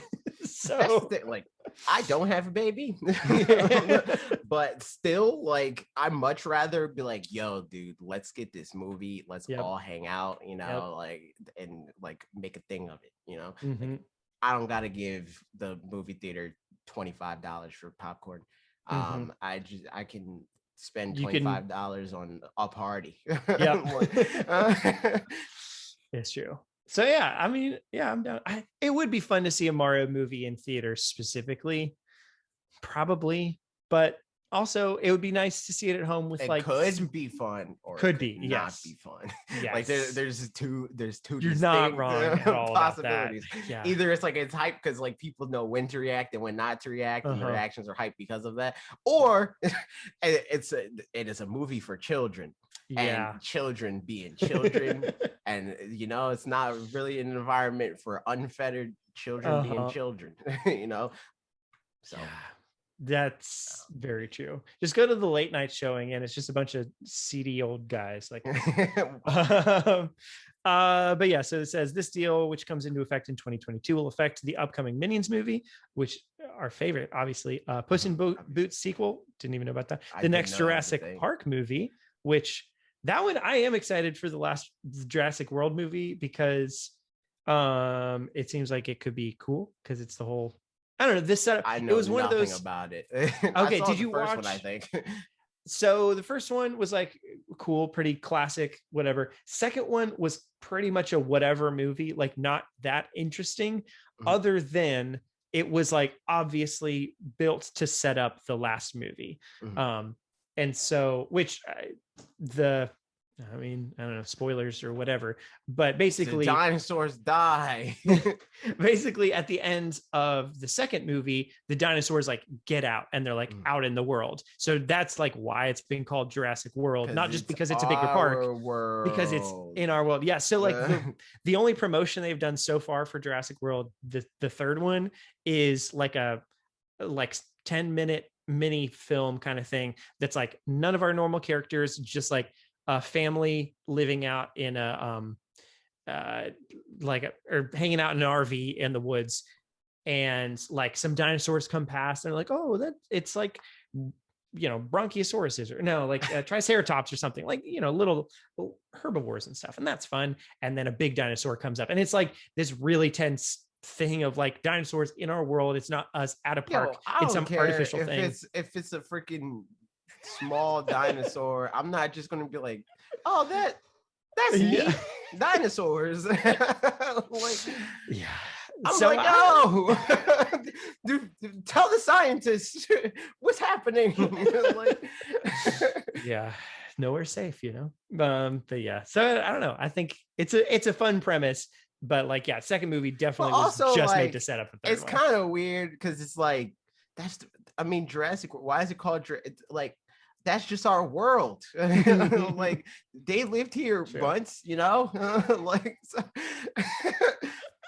you would think it was like a planet or something. Yep. Like they got a new planet that's like, maybe they make spaceships. Can sustain dinosaurs make spaceships in the modern day. It's a 90s Saturday morning cartoon. The dinosaurs make spaceships, and it's Star Fox Adventures, Dinosaur Planet. Star Fox. We figured it out too. And the Super Mario movie, which is currently underway. I want the end of Jurassic World 3 to be like Star Fox will return. Like, that's what I want. Just like credits roll, and then it's just fade to black. Do a barrel roll, and then just like just comes on screen. Jurassic World 4, Dinosaur Planet, and like beautiful. And this is all of it is just a prequel to Dinosaur Planet. That's how it happens. Yep. But yeah, the last bits on this, it says around this time last year, we heard the Super Mario movie was making good progress. And in May, we reported that Chris Meledandri, the founder of Illumination, would be working more closely with Nintendo as a non-executive outside director. However, a lot of information about the Super Mario movie is still unclear. Charles Martinet, the voice of Mario, was reportedly not cast as Mario or even approached for the role. How dare. This movie's probably going to suck. Yeah. And then it said, as to whether we'll be seeing more Nintendo movies in the future, it's a possibility. Cast Bob. It's a me. Mario. Yeah. And then it mentions that Furukawa said they were looking into representing other franchises in like movie forms or whatever. Yeah, I mean, on that front, the whole, Charles Martinet not being Mario and stuff, really, what direction are they going to go in with? Because I don't know, Wally, dude. Yeah, I mean, either, but in that case, I would think they would use Charles Martinet to do the like, those kinds of things. And Wally worked, so like they could make it work. but it does make me think I that think they're going to have him be actually Wally. voice acted or whatever. So, but I mean, Zelda can talk, but boy Zelda can't talk. It's true. Oh wow. So, whatever. It'll be a fun movie, even if it's, or it'll be like awful. Freaking Pokemon. Oh my goodness, I choose you or whatever. Yeah, I choose you. Link's going to talk at the end. Or I mean, Boy Zelda. Yeah. Boy Zelda is going to talk at the end, and that is what. Okay, so here's the thing. In a world where they make more, Nintendo properties or whatever, I could very quickly get on board with Link talking in a movie or show kind of a thing. Like from the get-go, he's talking, we're all good. Excuse me, princess. But that's all he gets to say is just excuse me, princess. Excuse me. He's like Groot, but that's what he says is excuse me, princess. No, I will not go to the store with you. Like whatever. Just means so many things. Yeah. But they would have to do Mario in a pretty interesting way for me to like be on board with him just talking the whole way through the. Honestly, I think if they're gonna have him talk, it's got to be not Charles Martinet regular voice. Like you just can't keep that up for a whole movie. Like that would get so. I can't remember if I told the story or not, but here goes. In 10th grade, we were reading a play. Stop. Whatever. If it sounds familiar to you, there's still at least one person that hasn't heard it. So here it goes. We were reading a play in our English class, A View from the Bridge, I think. It's a Tennessee Williams play, or maybe it's not Tennessee Williams. I don't know. Okay, cool. I'm looking it up. A View from the. Really going to look up the story. Arthur Miller. That's right. So he's playwright, whatever, blah, blah, blah. It's like a classic play about some Italian American immigrants that have come to the States and something. I don't really remember the details. All I remember is that I was like, when we would read a play in our class, we just like a couple people would play like, all right, you're Joe and you're Francesca or whatever, and we just read their parts. And I was reading the part of one of these Italian immigrants, and the teacher was like, Parker, like just try to do an accent, because like whatever. And I like accents, but like I just hadn't ever done an Italian one before, so I didn't really know where to go. So I was like, whatever, I'm just gonna be silly, and I just did Mario voice for a little while. And then it got to a part in the story where it was like me seducing another character and like, why don't you come to bed? Like, and it was the most awkward thing that I think I can imagine reading those lines as Mario. So that's all that to say. I don't know where the R-rated Mario movie is, but I hope it comes soon. That's gonna that would be after Star Fox's. It's gotta be. Mario will return. It's the Deadpool of, like once they've gotten all Obviously, the PG-13 ones out of the way, then they can do their R-rated ones. So that's when Kirby comes out. Freaking Yoshi. So yeah, there's all the news for this week. Good job having news, Nintendo. Good job, news. Yeah, and then I made a video. I did. This is the kind that maybe we'll never get a lot of views, or maybe we'll someday down the road, but definitely not this week. Or not tomorrow. Wake up freaking May 16, 2022. And we're like, oh man, it's 31,000 views. That's but it's definitely going to be the slow burn kind, and that's all right. It's fun to make, and I think those of you that enjoy our channel, enjoy these kinds of videos, like hopefully it's right up your alley, which is nice. But I'm ideally going to make more of these with more franchises, but like I think we'll have to be careful of when so it doesn't tank the channel in various ways. So just I guess be patient and more will come. So comments. Wiltron 3030 said revivals. It would be great to see Wario Land brought back. Maybe if WarioWare sells well enough, we can see that happen in a couple of years. And I can't think of any first-party puzzle platformers released on the Switch, maybe aside from something like Toad's Treasure Tracker. Oh, yeah, Toad's Treasure Tracker. And even then, it's not even really a platformer. I mean, it's within the platformer kind of realm. Zelda. Yeah, it is. I mean, that is funny. Like, I feel like thinking back, like what are some of Nintendo's main, like, I don't know, Pushmo. Most of them are like platformers with some puzzle elements, more I so think than that like, that's like what they usually do. I think yeah. it almost seems like they're like, why would we make a puzzle platformer? Our platformers have puzzles. Like, Mm-hmm. so I whenever they make puzzle platformers, they're like small things. Mm-hmm. Mm-hmm. Yeah, puzzles being the main mechanic seems like to them is kind of a, yeah, not super ambitious kind of game, which honestly, like, I generally probably agree in terms of like, I can't think of a lot of, full priced puzzle But games other yeah, than The Witness, or even The Witness, I think, isn't full price. is it not? Okay, I guess I don't not. think it's full price. I mean, if it were, I'd be like, okay, yeah, I'd get it. But if it's not, then that, I guess, even more goes to show that kind of thing. Mm. Yeah, I think The Witness is like $40, but so yeah, that. But yeah, I mean, that would be cool to see more of those in any case. And Wario Land, that's easy. Yeah, that should definitely come back once. I think Wario in general, like, I don't know why it feels like he kind of died out. And he was like pretty popular in the late 90s, early $40. 2000s. Hey, look at that. Do you think he's always been $40 or discounted at some I point? just looked it up. Oh, well, they announced that the game will be priced at $40 at $39.99 US. So $70 these days. An amount he said was, quote, fairly reflective of what the game is. Interesting.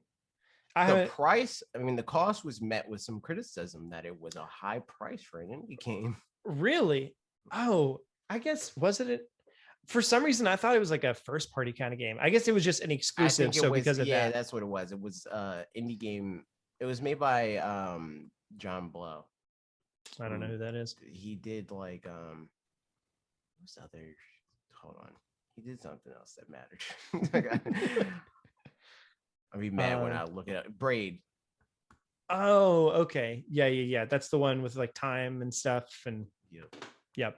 That's a pretty well regarded game if I know anything. But it wasn't $40. It wasn't $40.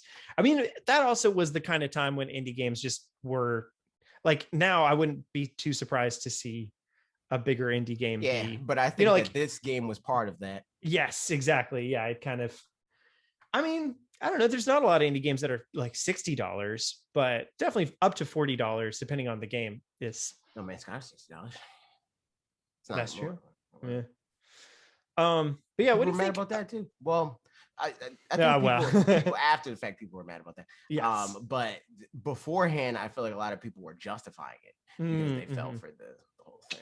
Yep. And I remember that too. That's another one of those things where I was right, and I was right, but it's not great that I was right. Yeah, right.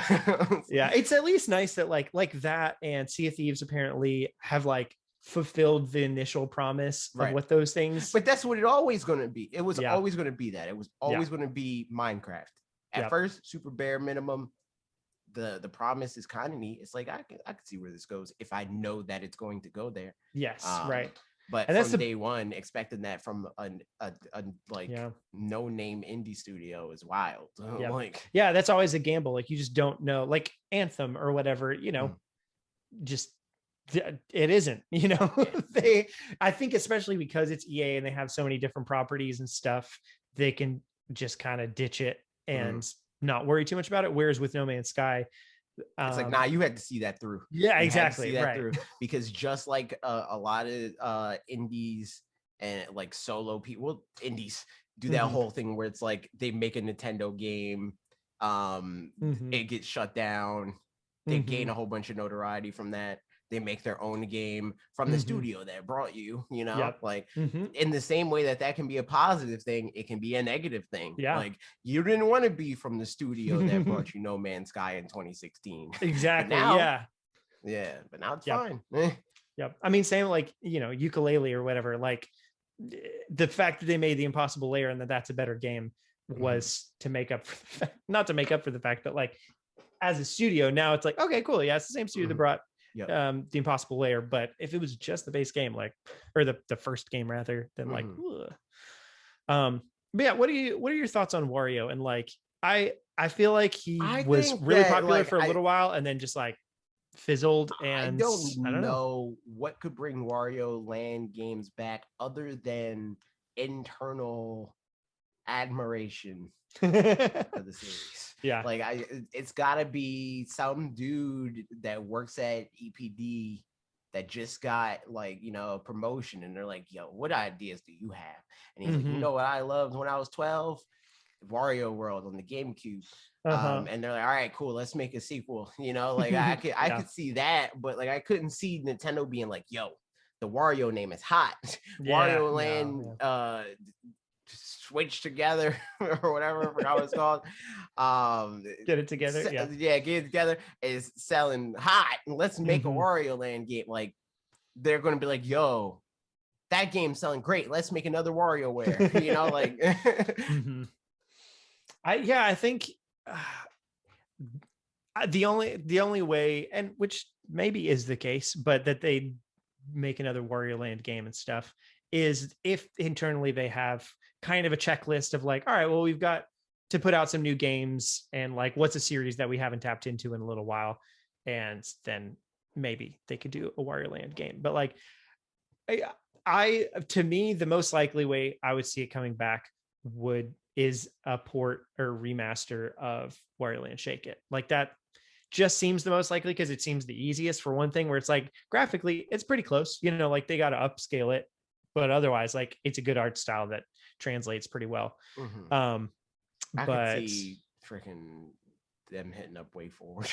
yeah honestly, that would be not too hard, and like they'd have to change up the control scheme, but like barely, it's waggle controls, so like not really, you know, like just decide what buttons are what instead of shaking things. Bought Way Forward. Man, yeah. So yeah, there's that. Robbie said, Nintendo used to be a prolific publisher of sport games, and I don't just mean extreme sports. I miss the era where Nintendo catered much more evenly to the Western audience. I feel like those are kind of two different things, but definitely are both things. I don't know if they're two different things. Like, because the sports games, well, they're sort of two different things. Like it's less like it's intent versus impact, you know? Yeah, right. Like they weren't necessarily making the sports games to like cater to the Western audience. They were making the sports games to hopefully cater to everybody, but they only cater to the Western audience, so they stopped making them. But like, I don't know. I think, and I couldn't see them necessarily changing that. You know, like I think the most Nintendo thing to do would be to try to make, if they ever made sports games again in the way that they used to, cater to everybody. But that's I think the thing is, it's an easier sell than it used to be, but it's a hard sell. Yeah.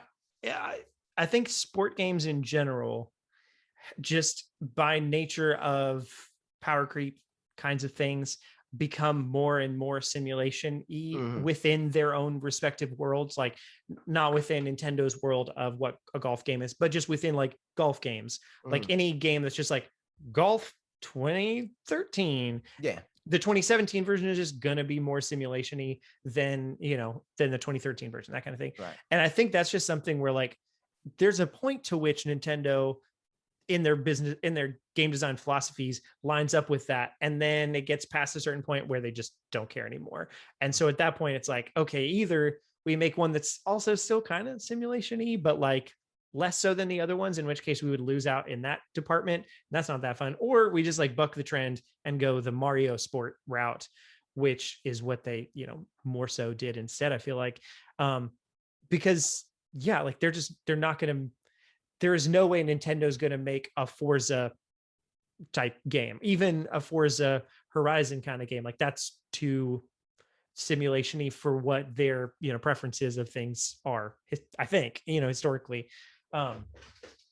So I think that's a lot of it, is like at the time, especially thinking NES, it was like, how can we turn this sport into a video game version of that sport? And that was like, it was going to be arcadey regardless. And so like it fit perfectly with what they're trying to do.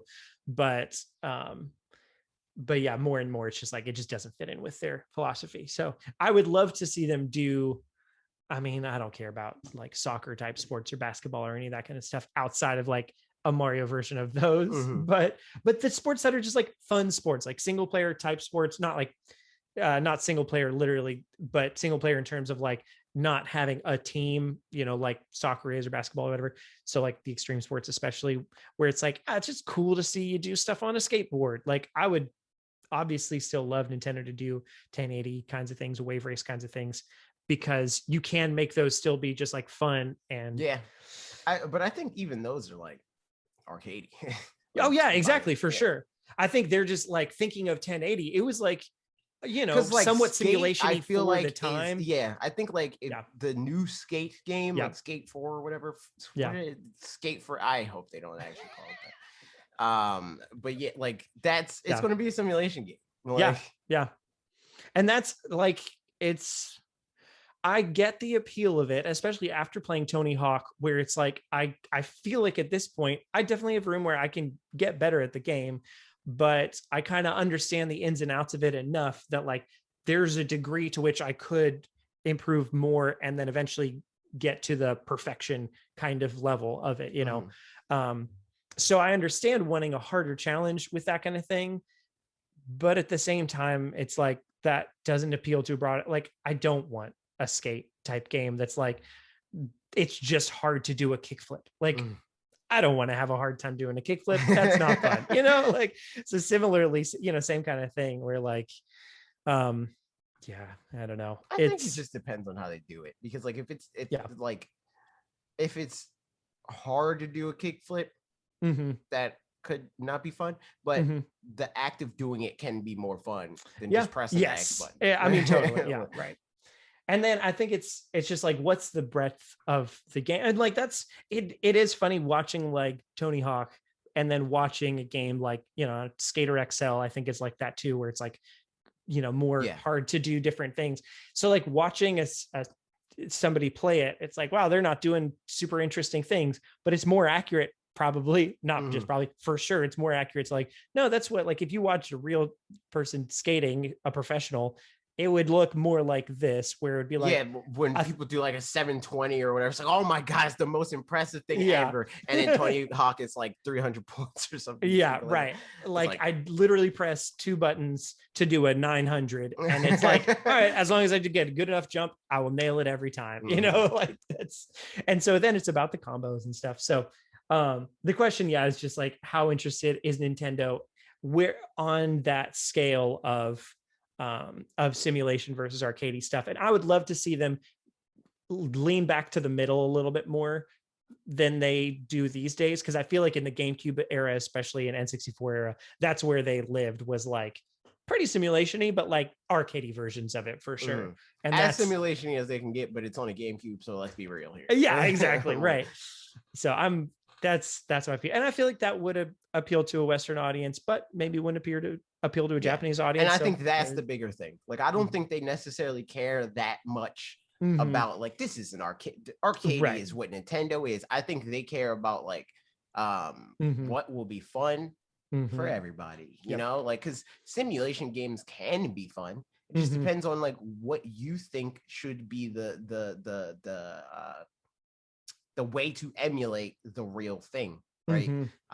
Where it's like, they didn't have to do the Death Stranding thing the way that they did, where it's like in real life, the way that you balance is like, you're consciously thinking like, I need to balance, you know, like there are just certain things that they made those decisions because they thought that was their solution. It doesn't mean it's the solution to emulate what the real way of something is. Nintendo could very well come out with a walk-in simulator that is fun, you know. But that's up to them to figure out how to do it if they wanted to, you know. Witters said, I would love these wave race games revived, but even more so a brand new wave race game. I've wanted this for years. Thought it would have been perfect doing the Wii U era when they didn't have many games. 1082, I love those games on the N64 and GameCube. Yeah, I think the problem with that though, like where they're like, man, there's no games here. It's not really them being like, man, we can't make any games. It's like, we don't know what to make that will sell well on the platform that we have. And also, like, is it worth, I mean, at this point they've ported all of them, so like we're good, but is it worth putting in a lot of effort into a game that's not going to sell well. You know, Right. like if historically Wave Race it was a big seller on the N64, and then it did probably fine on the Yeah, GameCube, I think. because a lot of times it's a question of percentages. It's Yeah, right. like what percent of our current audience will buy this, Mhm. and the percentage of people that would buy a Wave Race game on the Nintendo Wii U is not enough people gross wise. Like maybe 10% of people, which this is a crazy estimation. 10% of Yeah, people that own a Switch will buy Wave Race. That's yeah, 8 million people, you know, like, yep. but on Wii U, that's like less than 1 million. I'm looking on the to try to see how many sales Wave Race Blue Storm got, and I don't. It looks like it's less than 1 million in any case, Mhm. which is at that point less than 5%, Mhm. which is not a lot. Which I mean, to me, seems that's accurate. That yeah. seems Oh yeah, for consistent sure. with what that game would do realistically. Yep. So it's like, to me, I think the only real thing that stops Nintendo from greenlight and stuff like this is like the most important thing is somebody that has a voice in their studios or Yeah. make something that looks cool enough saying, yo, I want to make this.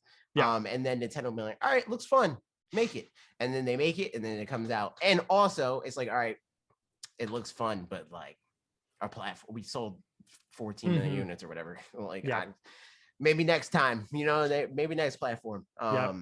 I mean, the other thing with this is like, I could imagine, because I think, Wave Race 64 was a pack-in game for some N64. So like that's how probably more of them got sold. And like one of the comments was actually from a friend of mine that in my that I play D&D with, and that he was like, yeah, it was like I just got it for free and I spent tons of time in that game. But I wonder then on GameCube if like it was pretty soon after, because I think it was in the launch window of the GameCube was Wave Race Blue Storm. And so probably at that point it's like, I've got a Wave Race game. Like I don't need a new one then. So they probably kind of shot themselves in the foot a little bit doing it like that soon thereafter. So like, yeah, there's definitely, you know, some of that stuff, but like, will people buy it or not? That's the question. I replied to this comment too, that I probably just forgot to mention in the video, but the assumption in my mind is that they would do hopefully the N64 and GameCube double pack remake to then eventually lead to a brand new game at some point. That's the assumption with all this stuff. It's a revival. It's not just like a one-time thing, but I didn't actually say those words. Because like the cold open into a brand new game of a franchise that they're unsure of doesn't really make a lot of sense. Yeah, right. And like some of them, if they're like Excite Bike, that was one where I was like, honestly, I don't think there is a game for them to just bring back in a good way like that. Like it would be better to just do a cold open to make a new one. Yeah. Whereas if other games have any kind of strong nostalgia, like Wave Race 64 specifically has, like, yeah, like go with that as much as you can, lean into that. Last comment from Steven, who said, now that you mention it, given how many snowboarding games have come out over the past few years, it's a bit weird that we haven't seen a 1080 revival. I wish that were true. I mean, that it's weird because it's like it's weird because Nintendo doesn't really do that. Yeah, like unless something is like huge, like the biggest thing, Nintendo's not really one for being like, that's doing really good for everybody else. Maybe we should do that. Like I mean, it took until Splatoon for them to be like, people really like do a shooter of some sort, and then still they did it super differently, like so. But no, I mean that said, like we still don't have maybe any, at least not any good snowboarding games on the Switch. And I do feel like even though like maybe some other ones have come out in the past few years, mostly I can only really think of Steep. But it seems like to me, it's just now that it's like really picking back up again, that there's multiple of them coming out. So hopefully it's a craze that like we, like I said in the video. But again, I wonder if this trend is because of the people that grew up with them or like, have the ability to make video games now. Yep. Or if it is a thing where it's like, man, in hindsight, Steep actually sold pretty well. Maybe we should do that too, that sort of thing. Yeah. Something tells me it's the former, but I think so too. So we'll see. I'd be down with these games come back. Let me know I'll check the comments for the podcast, but like if you have a preference on what series of these to do next, or like more like if there's one game to talk about, and then I'll figure out. Yeah, exactly. Franchise is better.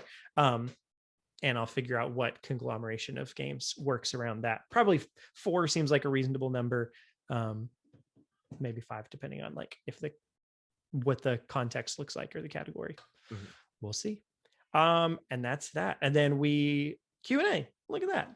True. Could you have guessed that we would do Q&A? I'm gonna check real quick to make sure that there's not some extra ones that came in under the wire. Looks like there are a couple, so I'm gonna grab those as well. But from YouTube community, I asked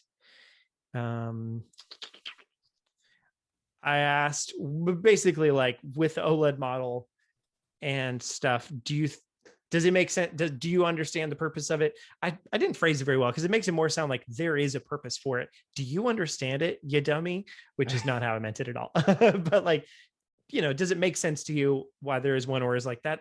Why would they even do that? Most people seem to be like, yeah, that makes sense. I also asked, one of the options is, so it's A, I understand the purpose of a Switch OLED model. B, I don't understand the purpose of a Switch OLED model. C, my second cousin once removed is a Switch OLED model.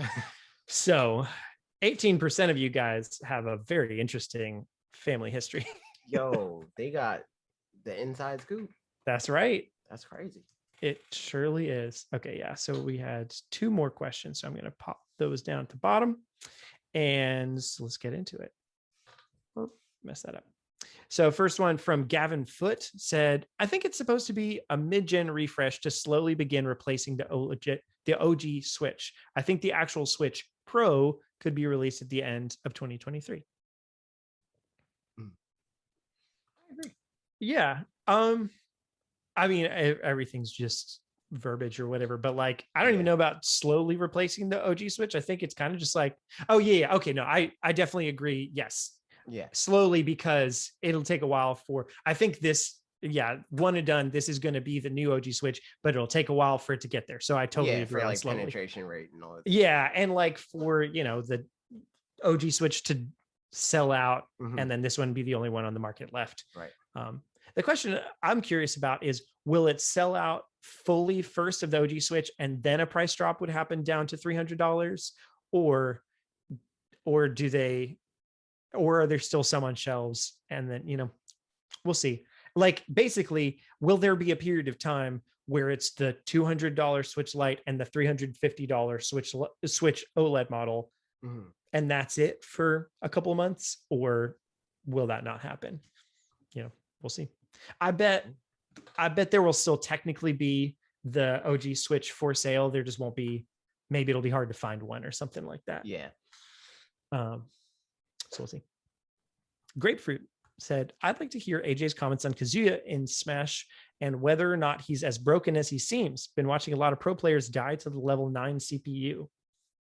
I think Kazuya is not that great. I think his AI is very smart, and a lot of pro players die to him initially because they're playing him being like, this is a CPU, like I'm fighting a CPU, like what is he going to do? And then he does some crazy combo that you weren't expecting. But if you play him and approach him like they would any other person, and not even necessarily like thinking that the person's that good or whatever, because the way that they're going to fight people that they know are worse than them isn't that they're going to like put you in, like do these crazy 0 to deaths. They're not going to they're just going to like kill you in the way that they think is going to exert the less amount of effort possible. Like if they can autopilot you and beat you, that's what they're going to do. So that's what they're trying to do against Kazuya, where it's like, this is CPU, I can autopilot. But the AI is just better for Kazuya. And I think that's less because the character is good, and I just think his AI is really good. Because there's characters that matchup wise destroy Kazuya, even without knowing specifically how to fight Kazuya, just doing their game plan inherently destroys Kazuya. Like Min Min is a free win against Kazuya. Min Min even beat Sakurai. The CPU beat Sakurai the first time that he was like trying to demo the character in Squad Strike or whatever. And like that was obvious to me. Like watching that, I was like, Min Min better win this, or he like this is paid actor stuff. Like he like specifically went into the dev menu and was like, all right, nerf Min Min for this fight, so I don't embarrass myself. But the fact that he kept that in and that she lost, I was like, yeah, that okay, I get it. Yeah. Like, I think that that's more of the thing. Like, I don't think that the pros are like genuinely getting beat by the CPU. I just think that their expectations were off. And now that everybody, like now that that's like a meme, is that the CPU is crazy, more people are going into it with that thought where people are, and it has the opposite effect where a lot of pros I'm seeing being like, this CPU sucks, you guys are just bad. And it's like, well, yeah, it's a CPU, you know, like, and people fight it like that. Because I know, like, I fought it like I wanted to figure out how the character works. So like from the beginning, I was like, I'm going to assume that you're going to do stuff. So I camped them out. I was like, not like I didn't time them out, but I went Ivysaur and I'm keeping my distance. And I'm like, if you die, like you're dead and you're not hitting me. And I two-stocked them the first time I fought him. So it's like, I get it. I get why pros are losing to him, but I don't think it's because Kazi is that good. I just think people's or that they're bad, but because they're just not. Yeah, they just were expecting the CPU to be dumber than it is. Yeah, that totally makes sense. My opinion of Kazuya is, well, you know, Seven said, I'm going to have some extra money this Christmas, so I thought I might get a Wii U, mostly for Virtual Console. Are there any Wii U games that aren't on Switch yet, / don't have a possibility of coming over, and or legacy / Wii titles you'd recommend as essentials? I've already thought about Galaxy 2 and Earthbound as a start. Nintendo Land, if you got people to play with. Nintendo I was going to say, I love Nintendo Land. Yeah, that's, I mean, specifically if you have people to play with, because otherwise that's like the main thing there. But like like there are like solo games on there and they're decent or whatever, but they're not good enough to buy for that. The like real appeal is like the chase games and like the quest games and stuff like that. Those games are fun. Like those are like the Mario Party equivalent of like when people come over, like that could be a thing that you do, you know, and easy to play with people that just don't play games either. So like like if your brother comes over or something like that, like you know, do that. But it's specifically there, like the reason it can't come over, if you don't know about Nintendo Land, is it's like the chase games specifically are like one person has the gamepad and they see a different thing than everybody else on the screen. So it's the only way that they would be able to do that is if they did it as like in Toad's Rec Room. Which would then require multiple switches. So I mean, honestly, I could see them theoretically do like Nintendo Land 2 or something and have those games on there, but only allow, like Toad's Rec Room, only allow them if you have another Switch. Otherwise, because I mean, you're right, that's a thing on Mario Party that it only allows that. So otherwise, I personally think Galaxy 2, I played it first, but I think Galaxy 2 is better than Galaxy 1. Just I agree. Mechanically and like honestly, the hub world, I like the hub world better for whatever reason. I kind of feel like the Galaxy 1 hub world is kind of clunky and annoying to be like, I'm gonna whatever. So that's a big thing, but I think Galaxy 2 like does a real good job. The other game, I mean, the Metroid games, if you want to play Dread, the Metroid games are a good pickup. I mean, there's like Game Boy Advance games and stuff, so I'm gonna say it, everybody. Cool. Get Yoshi's Woolly World. That's true. Oh, Golden Sun. Golden Sun. Yeah. I got Golden Sun on the Wii U for free. Oh, look at you go. I thought I told you that. Well, I played like a couple seconds of it, or minutes, and I was like, all right, I'm done with this game. But that was like before I met you, I think. I'm pretty sure it was before I met you. Yeah, it was like still the gotta be Wii U times. Yep. That was like dark days. Care about this game. Oh, what? Before I met you, or like Wii U days? Either or. I mean, both and, you know, same thing. It's a fun old time. I honestly, I've just got a lot of games that I could be playing right now, but I've very much thought about pulling my Game Boy Advance out and playing. I mean, I've played through Golden Sun a whole bunch of times in my life, but I haven't played through it in a number of years, so might as well. Carrying on. So yeah, all that. Seven, let us know if there's like if there's franchises you have specific questions about or whatever, like let us know. Because otherwise, I have a hard time just thinking like, if there's any Zelda holes in your like backlog or whatever, like we use a really good console for that. There's a lot of there's pretty much every relevant Zelda game. I know I really liked Oracle of Seasons. That one was very fun. Yeah, true. So yeah, good stuff. Man, honestly, something like recently I've been like, I almost would want to get a Wii U for virtual console stuff, like just because Nintendo's not doing anything about it so far on the Switch besides NES and SNES, and probably I just wouldn't do anything about it either on it. So like it's not worth it. But yeah, I don't think it's worth it. How often do you play your SNES or NES Classic? Exactly. And that I think is the barometer there. Yes, like and that's the thing I remind myself of. Like that a lot. It's like then probably it's worth for that. But if you don't, maybe not, unless you could find it super cheap. Yeah, right. Gavin Foote, once again, hello again, said, when I was probably 7 or 8, we had a Wii U and loved it. We didn't know about Nintendo Directs and E3 and all that stuff, so we didn't know it was supposed to be terrible, quote unquote. There was a free game, and we bought all the DLC for called Tank. It was super fun to play with my brothers and dad. I heard Nintendo Land was fun, but we never had it. Mario Party 10 was very fun to play as well. I think that was a response to 7. And it's a Nexus event. Mario Party 10. That's crazy. It's a Nexus event, yeah. The Nintendo Explorer said, yes, Nintendo Land. We still play Mario Chase on the weekends. Nintendo Land's fun. Yep. Nintendo Land. And there you go. John Francis asked, what is the point of life? If life is full of pain? The point of life is Wii U. I mean, now you know your answer. That's why people don't have a meaning in life, because most people didn't buy Wii U. Yep. That's so deep. Sure. That's a big question with either very serious answers or silly answers.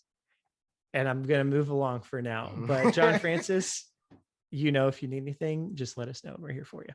Matthew Krause said to me, the OLED model looks fantastic. My wife took over my Switch to play Animal Crossing, so I would like a second one anyways. Since I mostly play handheld and the screen size would be a welcome addition. And now that it is now that it is an OLED, a true black theme would be cool. But it's not AMOLED. AMOLED's a branded thing, but it is OLED. AMOLED's a thing. Like I don't know if that's what. Yeah, I don't know guessing because it's a thing, but it's a branded thing. Like it's like I forgot what company it is. It's their version of OLED. Interesting. Yeah. I'll look it up. I'll keep reading. And so yeah, now that it's an OLED, a true black theme would be cool. I don't really understand why people are getting butthurt about the price. It is an upgrade from the base model, and across the board, all Switch models seem to be selling well to this day. Expecting an upgraded model at the same price doesn't make much sense. I can see the Switch, quote unquote, having more incremental upgrade path similar to iPhone going forward. A few new features here and there, and the price raising accordingly year over year. Yeah, I mean, I think you're echoing some great things that like AJ said and we kind of talked about before, but like I think for them, as far as the base model, they like the $300 price point, and they're just going to kind of keep seesawing to get back to that point based on whatever thing they want to be there. So I think it just makes sense, like you said, that like if the base model is still selling at $300, this one is worth more money. Like this is for sure worth more money than the original one.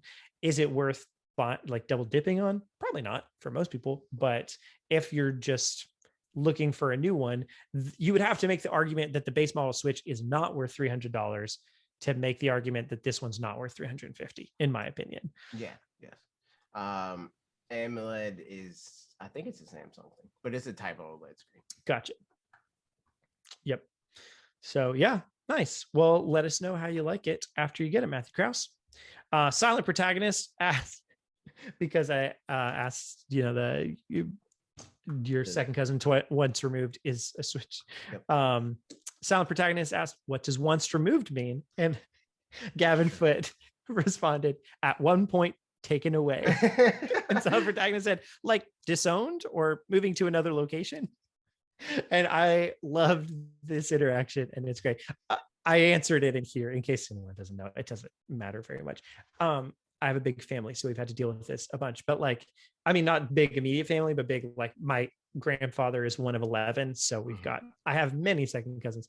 A second cousin is where instead of having the same grandparent, you have the same great grandparent. So it's one further generation up and then down on the other side of that little triangle.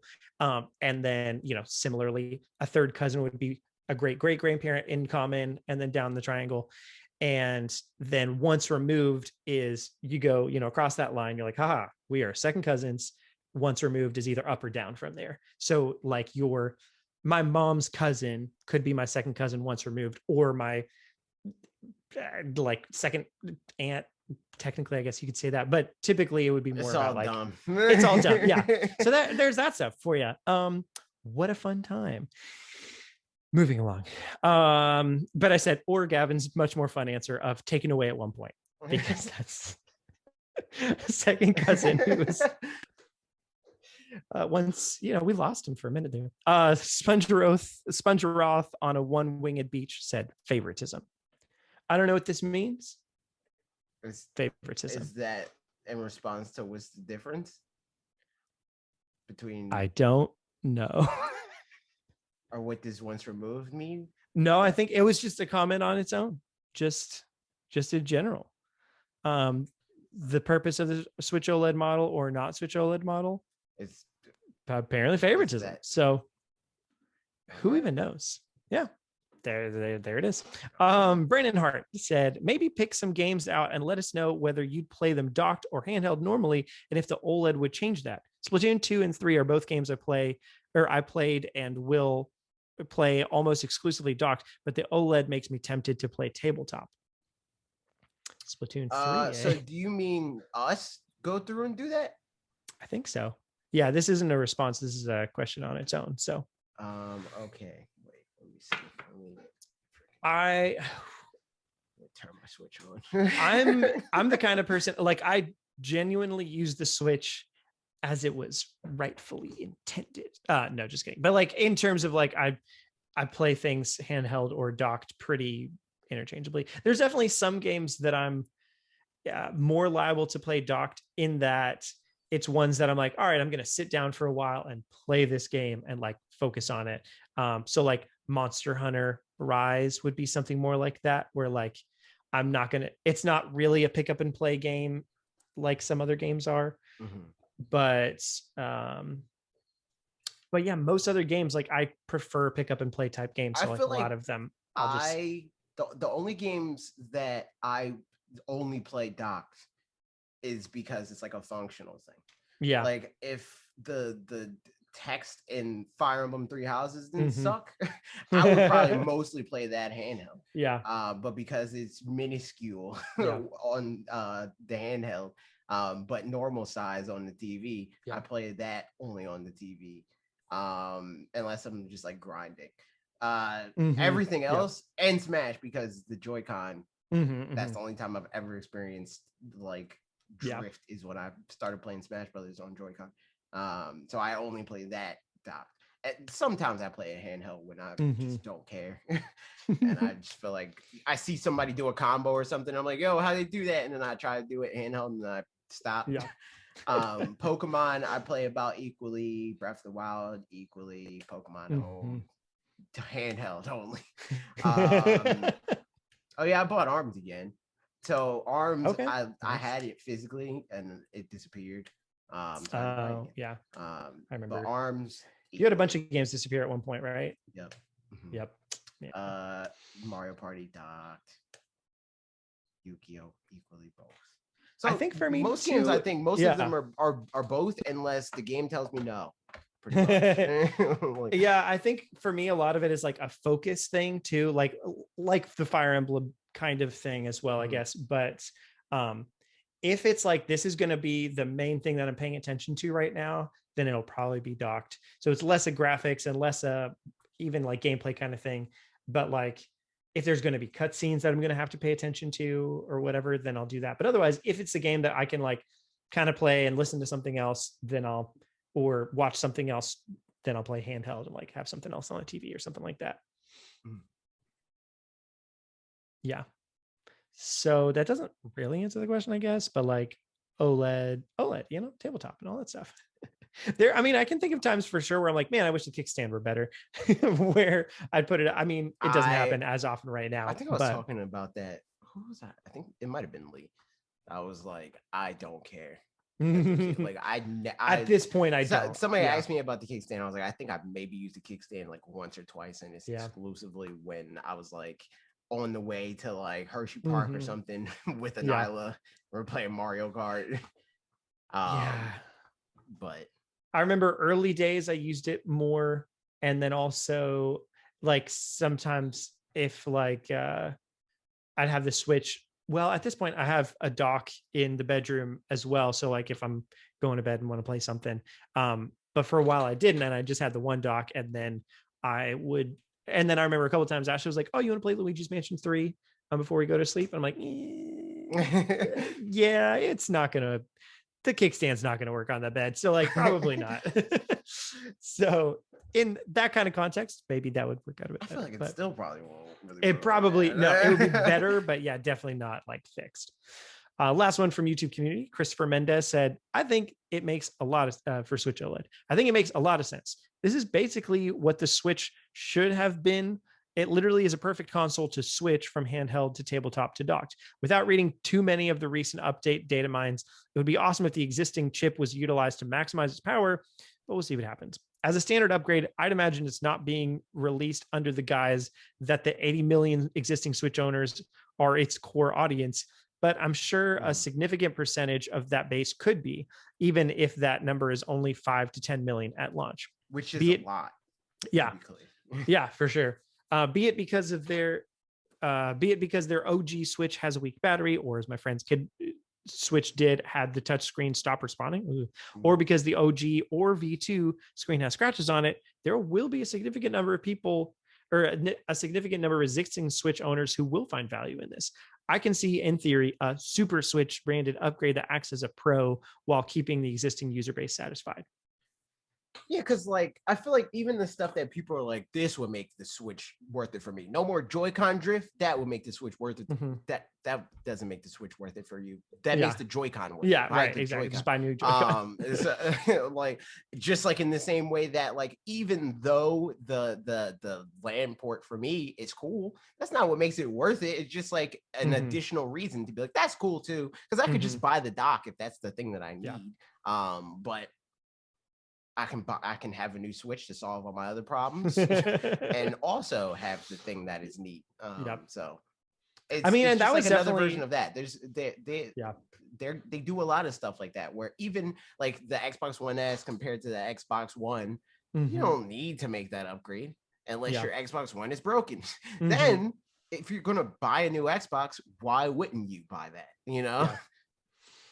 Like, I mean, even if like you had the option to repair your old Xbox, it's like, right, this is the perfect excuse to buy.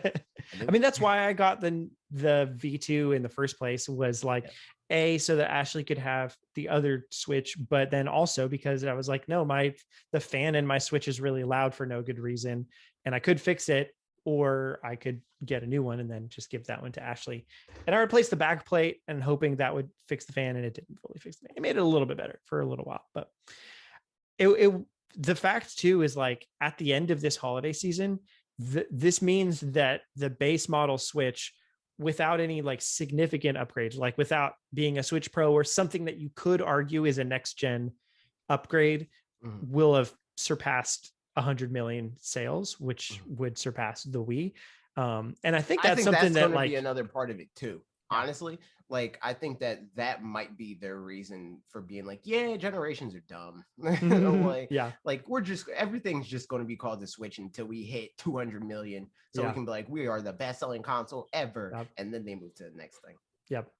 And it's, and like arguably you can, I think the reason that they can say the Game Boy Color is the same generation as the base Game Boy is because like there was an upgrade, but it wasn't so substantial that it was that, like they called it the same thing, and it lasted for, at that point, that generation was what, 1986 to So like 2001, you know, like, or 2000 or something like that. Yeah, like 2002, so 2003 or something. That's a 14-year generation, which is like realistically that is 2 generations, but they count it as one thing because the upgrade wasn't that big. And I feel like that's something that it's not going to be 14 years by any means, but could it's easily be at least 10 years. Yeah, like they straight up said it's going to be 10. Yeah, but including within that something that it's something that like I think people could legitimately be like, yeah, they're saying that's just a revision, but we all know this is a new generation. It's like, no, it's who. Yeah, okay, yeah, there is. Well, I don't know when it came out in America. Hold on, because they usually just popular whatever. Midnight. It came out at midnight. Is that what you're asking? But yeah, I think like whenever upgraded hardware of some sort comes out, again, like we said before, both sides are gonna claim it as a win on theirs, which is just, you know, like why it kind of, it'll be interesting to talk about Wikipedia what the new hardware is. Has it as Game Boy Family. And interesting. That's the generation that lasted from 1989 to 2010. Yeah, man. Yeah, I'm thinking of one video. Well, okay. I mean, I'll just DS so like technically 10 years too. Okay. That's what. Yeah. For their handhelds, I mean, that's like, and Wikipedia I mean, the 3DS, 3DS though, for whatever reason.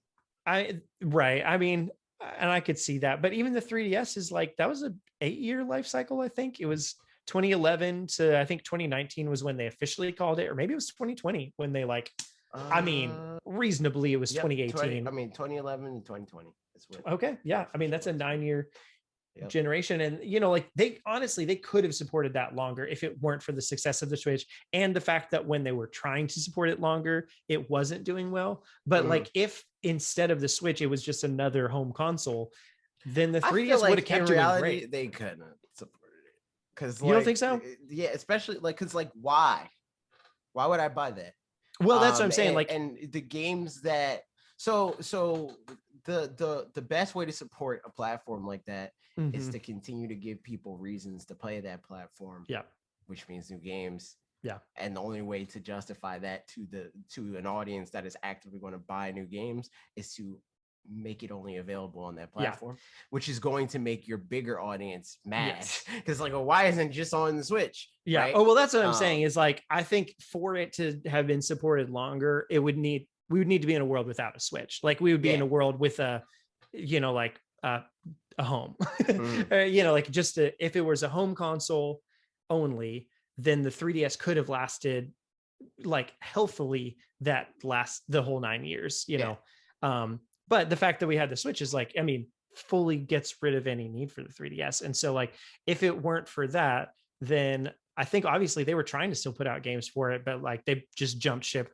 as soon as they were like, I just never mind. That whole thing, like the having a handheld, and I still see people all the time talking about like, oh, I miss when Nintendo had a or either direction. People being like, I want a dedicated home console, I want a handheld or whatever, right?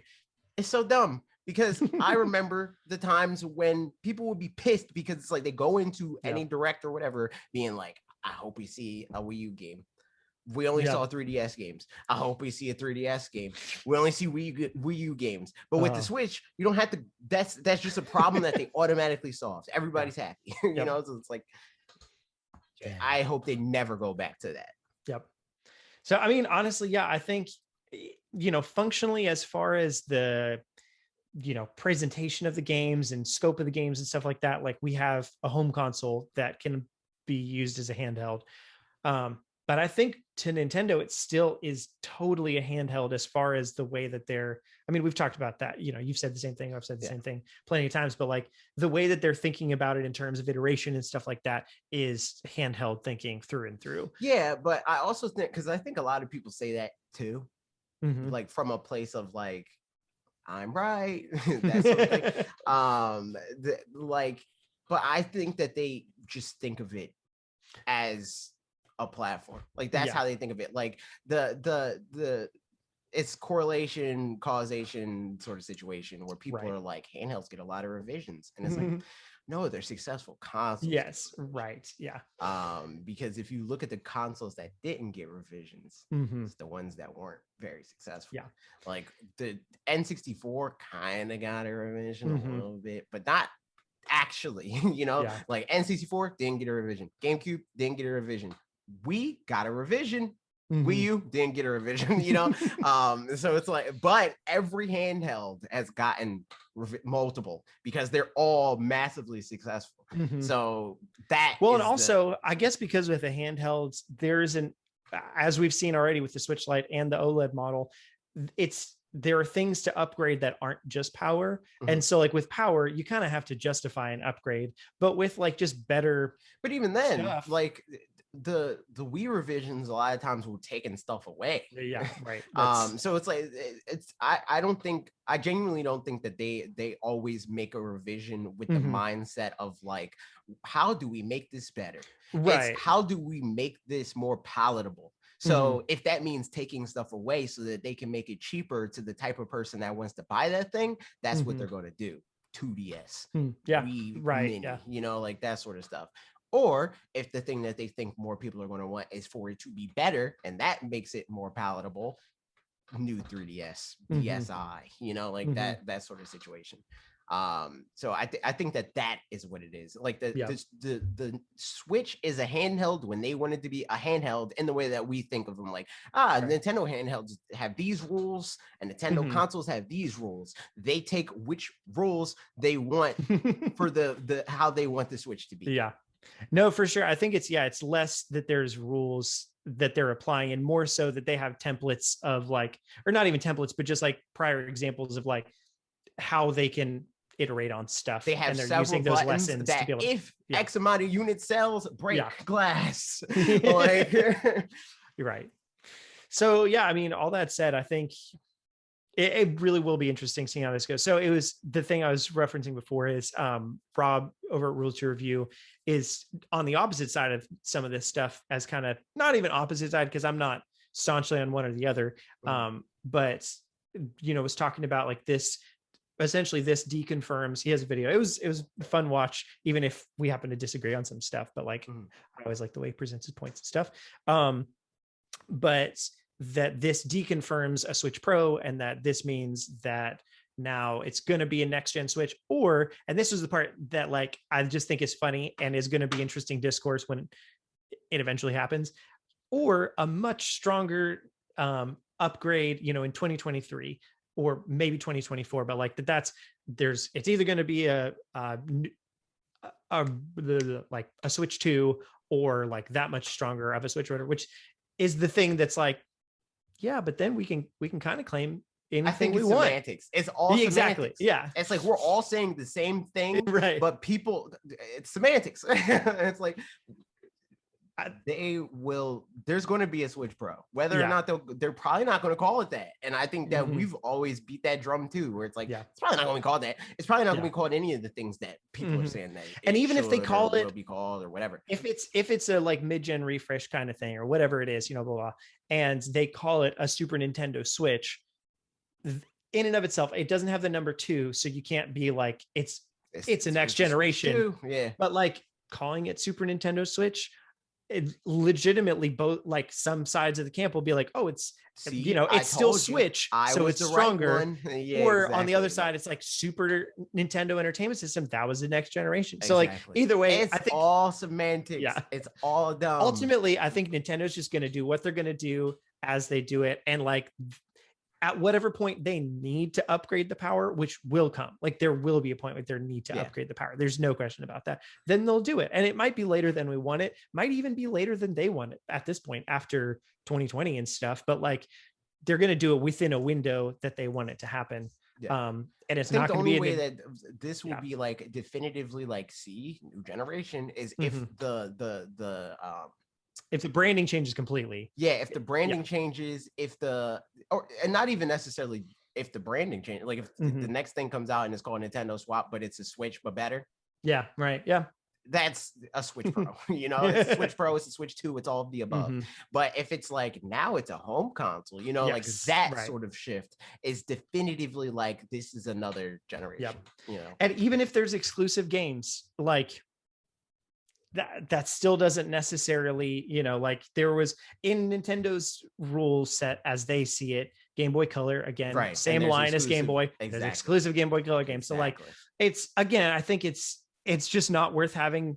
I mean, it's fun to have this conversation. It's not worth being divided on this conversation. Yeah, it's not worth being indignant about it. Being like, well, I told you that this was going to happen because I know, you know. But it is a very fun conversation to have. And I'd be interested to have this exact conversation with somebody that feels, with Rob. I mean, or just somebody that feels staunchly on one side or another, because I feel like both of us, we understand both sides, even though we're kind of like, is it worth? I think that I genuinely think, and I say it all the time, and I will continue to say it until Nintendo proves me wrong or tells me, or just straight up says, no, that's not how we see ourselves. They're Apple. They are Apple. Apple doesn't say, they used to, but they don't do the whole, this is MacBook Pro 2021 edition outside of their branding to be like, you're on the website. You're buying the new one. You need to know which one you're getting. But it's not like iPhone 3GS Plus, you know, like they're not doing like that sort of situation anymore. They're like, this is this year's version of the thing, you know? And I think that is how Nintendo sees Switch. And kind of seeing a lot of their platforms for a long time, you know? Just the fact that they categorize the Game Boy the way that they do shows that, where they're like Game Boy Color. To a lot of people, those are different generations because they're different games and blah blah. It's like, and even beyond Nintendo, generations feel like marketing that fans and media made up for games, not that companies did. And some companies embraced it and other ones didn't. Like Sony, they're like, we believe in generations, blah blah blah. But I don't think generations are like a thing that console manufacturers made up, you know. They might have said stuff like, this is next generation, you know. But which is like a great marketing term. But even then, like you look at games at the beginning of Xbox 360 and at the end of Xbox 360, and there's more of a difference between those, not all of them, but some of them for sure, than there are between Xbox and the beginning of Xbox Series of one. Yeah, exactly. Like there's, so it's at that point not about, there is more power for sure, but like it's just not, it's not as cut and dry as that. Like I'm glad that we're not having the conversation anymore. Well, not glad. Again, it's fun conversation to have, but the whole like, is Switch eighth generation or ninth generation? Like, did they start before everybody else? Or did they, and it's like, no, they put out a product at the time that they wanted to put out a product. And that's it. And that's the thing. That's the thing about this argument that is dumb, because it's like people want to view, and maybe it's a thing of like comfort. Maybe it's like that's how they understand it. That's what makes sense to them. So that's how they like navigate the industry or whatever. But they all want to put things into like distinct eras. But companies, even the ones that are competing with each other, do not want to see it like their era is defined by another company's era. It's like, no, we put out our new console. It's a new generation for us because it's our new console, you know, or whatever they say. I don't think that, but Nintendo just does not strike me as a company that thinks like that. Like they're not thinking like, especially with, I mean, even in the last generation, and like especially thinking like 3DS and Switch and stuff that kept going through one and the like. It's, you know, I don't know. It's a lot of times their handhelds did happen to line up with their home consoles, but not always and not completely. So like, I don't know. And most of that I think is functional, where like they wanted, they wanted some of their handheld games to be able to interface in some way, you know, with their home consoles or something along those lines. So it's more about that than it is about like, all right, let's get the DS ready for the same time as the Wii. I think it's also a financial thing. It's like at the time it behooved them to have those two things aligned, because they like one was the training wheels for the other. It was always handheld was training wheels for the home console. But that's what it is. Like we're gonna have this other thing in case the other thing starts to fall. You know, like we have this console. If that fails, it's fine because we have the training wheels to keep it afloat. You know, like. I'm sure we'll have more questions on this, so I'm sure it'll come back out. But Twitter questions now. Benny SGB said, "Do you guys?" For Bob. Oh, look at that. The Wealth and Clips videos. Hello, Benny. Hello. Good job on that. Good job.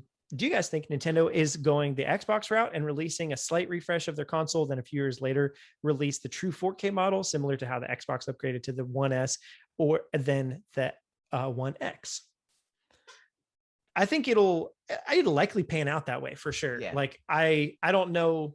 I definitely don't think that they're trying to, like, I mean, based on the conversation we just had, that they're not looking at Xbox and being like, let's do that. But I think, you know, instead they're just doing the things that they think are best at the times that they want to do. Like, but I think it will end up looking kind of similar to that. Just look at how they announce stuff. Like even the stuff that's like their mid-generation shift, like the new 3DS and stuff like that. Mm-hmm. They didn't announce that at an E3 presser. They announced it at a random Nintendo Direct, being like, "Yo, we're going to do this. It's going to be hype, dude." Yeah, you know, like just like Apple's, like, "Hey, new MacBook Pros, Apple Keynote." You know. So. I'm looking up in the 3DS lifespan. When did the 2DS come out? I'm trying to see somewhere they've got a like chart that shows. I think it was like October, like 20. Was it before? Okay, it was after. No, it was before the new 3DS. Yes. What are you talking about? The new 3DS XL? Wait, what are you talking about? So I'm trying to see if the 2DS came out. Oh, yeah. The 2DS came out before the 3DS. But it was after the XL. So it was 3DS, 3DS XL, 2DS, new Nintendo 3DS, new Nintendo 3DS XL. Then and those came out at the same time, except for in America. In America, just the XL came out, and then sometime later they came out. Right. Yeah. Sure enough. So it's just like with the 2DS, especially after they're just not always like, you know, going up in terms of like everything's getting stronger and stronger. My case would have been stronger if the 2DS came out after the new Nintendo 3DS, but it didn't.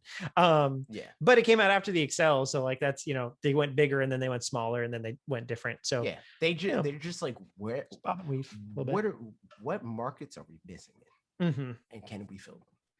I think that's how they navigate. Yeah. We should go work at Nintendo and just find out these questions. You know, that would be fun. Or just get to work. They probably wouldn't let us say it. Probably not. Probably wouldn't let us tell people. I mean, yeah, you know, maybe not. But we could leak it to someone and then they could tell people. True. True, but this implicates us right now, right here. No, we can edit this out. My possibilities of working at Nintendo, because I obviously have been trying a lot, are shot. Pat Green said, "Hi, hey, hi, hello. Can we talk about tacos?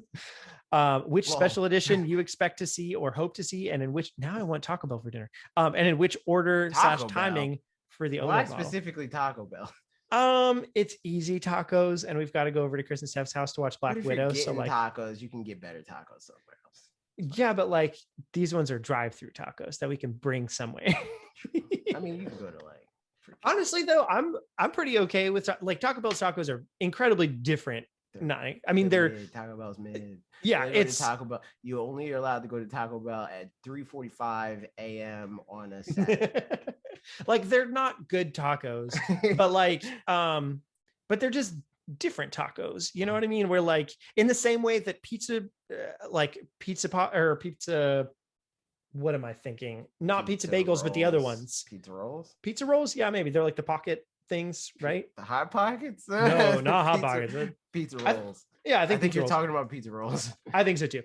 The same way that those are like, it's not pizza. It's nothing even close to pizza, but it's pretty good. You know? It's a different thing. Yeah. It's just a different thing. That's kind of, you know, Taco Bell tacos, same kind of thing. In any case, the real question was what special editions do you expect or hope to see in what order and timing for the OLED model? I think Breath of the Wild special editions probably not going to happen right now, because I think special editions happen when they're like, yo, we can use a boost. We can use a boost in sales, dude. And you know when the boost in sales is going to happen for the OLED Switch model, when the OLED Switch model comes out. So like, I don't think that they're going to be like, all right, OLED Switch model is out. all right, we need a special edition to come out then month again after that or whatever. Like, how counterpoint of Pokemon Sword and Shield's Switch Lite. True. Pretty early True. on. It wasn't immediate, but I think that is we learned about it immediately though. Yeah. I think that's kind of different. Because like that's something they always do is the Pokemon model for the mainline new Pokemon game or whatever. I'd be surprised to see, honestly, them do that for like Legends Arceus. At all, honestly. But maybe. I feel like probably Breath of the Wild too. Yeah. Yes. Yep. I think that's the first one we get. Yeah. I think Breath of the Wild is far out enough for them to do that. Yeah. But I think that they could coast off the momentum of the white and neon Nintendo Switch OLED for longer than a new model would like line up for them. Yeah. You know, honestly, I think white is special edition enough right now. Like just in terms of, like people, it's such a basic color that like people, it fits with other things, you know, so people have wanted it for a long time. Yeah. Yeah. Which is like, why do we care? But we so do. Much so sometimes. that people, there's multiple people that have spent upwards of $160 on just the Joy-Con to get their Joy-Con modded to be 100%. It's true. So yeah, I think Breath of the Wild 2 is the first one that happens, and then based on the speed at which they're doing other ones, it'll be a while until we see other ones. And I see that. That's what I'm saying. That's why I think that they wouldn't do it this soon. Yeah, like you would think that they would do it for Metroid, for Dread. Yeah, but I mean, honestly, it's like kind of the white one already is in that like. There's some things like the Emmys, some of them are white. It's like, right. You know, so like you can argue, especially with your headcanon. Yeah, yes, right. It's the Metroid Dread, but it's it's definitely not.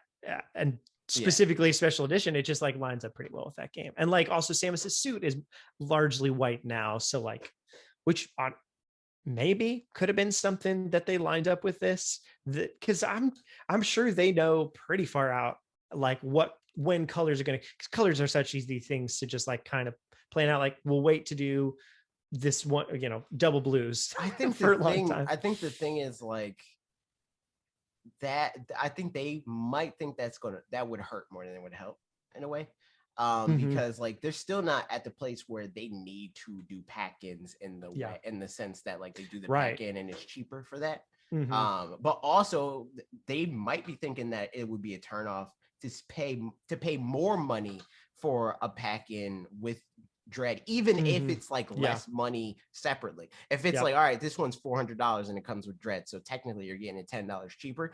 I think people would sooner buy the white Switch without the game than buy the pack-in with both, because more people, I think that this is safe, would buy the Switch, like would want to buy the Switch, then would want to buy Dread inherently, like I think that like Dread is probably when we talk about it all the time, it's probably going to sell a lot, but I can't see like if the Switch OLED model sells 10 million units or whatever, I don't see those 10 million people seeing a Switch for more money and be like, I'm buying the Metroid one, because they're already seeing the Switch for more money and buying that one. So like I'm totally with you. Moving on to questions from Discord. Tristan Snyder said, did you guys see there's a hole in the bottom of the kickstand? What do you think it's for? Maybe for charging while tabletop mode? And Porkchop Peter said, I feel like that might be what it's for. Maybe, I don't know. I think it's actually part of the it's the same in the Switch Lite and in the regular Switch. Like there's that same thing there. I don't think it's specifically part of the kickstand so much as it's like it's in the back of the regular Switch and the kickstand just happens to be back there. It's like where the I think it is partly my Switch on it. It's like there's like a vent there or something.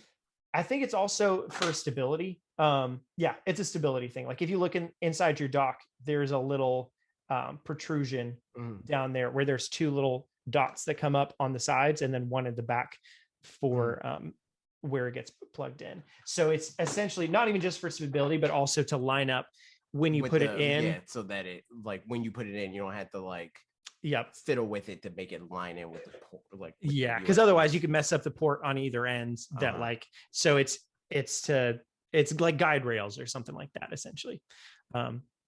So, but I think in that sense, it actually is also for charging while in tabletop mode, because if you have the little charger thing, I'm trying to see if it even like lines up to do that. Like if you would be able to, with how because right now when the kickstand is up how it is, like the port is still in the whatever it's sitting on. So you can't plug the charger in because the charger it can't sit on the charger. It would have to be one of those little charging kickstands, which at that point kind of defeats the purpose, because or it would have to like prop the Switch up enough so that the port is almost facing you. Which I think it can go. That's what I'm trying to see. I'm trying to see like what it looks like when it's like, because I feel like if they've shown it be like all the way back here, and at that point like maybe, but even then probably just barely, Yes, like, even looking at this, hold on, let me can I share this? This is a test. I will allow it. Share screen.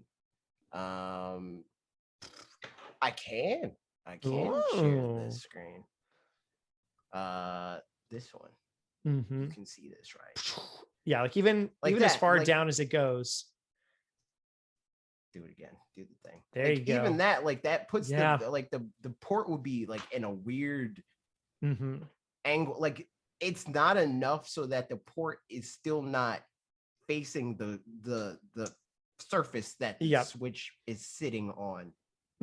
So I don't think that's what it is. Because the plug part's like, at least a half an inch long, and I think like if the plug was in the back of the Switch, like if the which is not, because it fits with our current docks. Like so turn it around again. It doesn't turn all the way. If the plug was like here, then that would make more sense for that, like for cable management almost. Right. But since the plug, it's still a regular dock situation, it's going to be down here. And that doesn't move it enough. Can you see my mouse? Yes, I can. Okay. But it doesn't move it enough for that. So unfortunately, not the case. But there's your answer, I guess. Last comment, this is from Mr. Thug Bunny on Discord, said, "Do you love this stuff?" That was not the real word. Do you love this stuff? Are you high right now? Do you ever get nervous? Is this a quote from something? I don't know. That's a song. That's from a Drake song. Okay. I can't say the name of the song. For the same reasons you can't say the name of the podcast that you listen to. The abbreviation is HY. No, that's a different reason. I can't say the name of the podcast that I listen to because they that's true. That's true. Of the podcast that I listen to. You said you watched Scott Pilgrim recently, right? Not recently, but recently in the grand scheme of things, yes. Post the game coming out on Switch. Okay, there you go. The Aubrey Plaza's character, who like when she cusses and it bleeps or whatever, and then like for the first little while, it's like, why is that happening? And then at some point, Scott's like, how do you do that? Like, and it's happening in world. Like I love that so much. But nah, JK. But for real. Given Nintendo's past history with releasing minor upgrades before they release full revisions, i.e. Game Boy DMG, Play It Loud to Game Boy Color, Game Boy Micro to DS, Wii U or Wii Mini to Wii U, how long before we do get the inevitable upgrade in hardware beside the screen, dock, and kickstand? I think all of that is determined by sales momentum. Like just like really any generational leap or change in that way is determined by sales momentum. Like I think that the pace that a lot of other companies things sell or like their expectations are aligned, it just makes it seem more like they're doing you a favor. But for Nintendo, it's like, nah, this is still selling at our expectations, so we don't feel the need to like bend over backwards to make this more appealing until we do. I think the other thing is like what do their first party games need in terms of like power, that kind of stuff, like I'm sure that depends on that's not what everybody thinks, even internally. There's people internally for sure. They're like, man, I wish we had the power available to us that the such and such, PS5 has or whatever. But there's, a certain standard that they're like, no, we can make all of these games work within this specific it's like by hardware. committee. It's like what does the bulk of our studios feel like we need to accomplish our visions? And if that doesn't include more power or freaking, I don't know, better controllers or something, then they're not going to do it. But yeah, I mean, I think the examples that you gave are interesting ones. I don't remember what the Game Boy DMG is, or is it just the Play It Loud? Yeah, okay, Game Boy Play It Loud, which is just like the Game Boys that just had colors. It was like, oh no, okay, it was just like the 90s ones that were just like, it's pink or whatever, and then they had the Game Boy Color.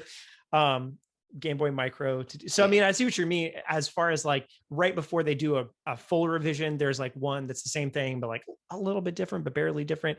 I kind of feel like those, even though those happened, they seem to be a little bit more anecdotal type evidence than Nintendo, like having a precedent of doing that. But I think it is a similar kind of thing in some ways to the OLED model, that these are like kind of the last variations maybe of the thing that they're trying to do right now, which maybe, for all we know, maybe we do get another Switch revision that's not more powerful and it's just another different thing because that's what they want to do. I'd be surprised. Like, I think the next thing after this is a power jump, but by how much, who knows? I mean, I talked about it in this video. Yeah, right. In this podcast, where I do think that their next planned thing was the Pro, and for whatever they're going to call it. And then for whatever reason, whether that be supply constraints or just being like, hey, man, I think we could probably get more mileage out of the chipset that we already have. Let's use that. And then they did that. That could be the case here, where they feel like, okay, this is good enough or whatever, and then the next thing's going to be Pro, and then something else comes up and they're like, oh wait, let's do that first, and then we'll do the next thing.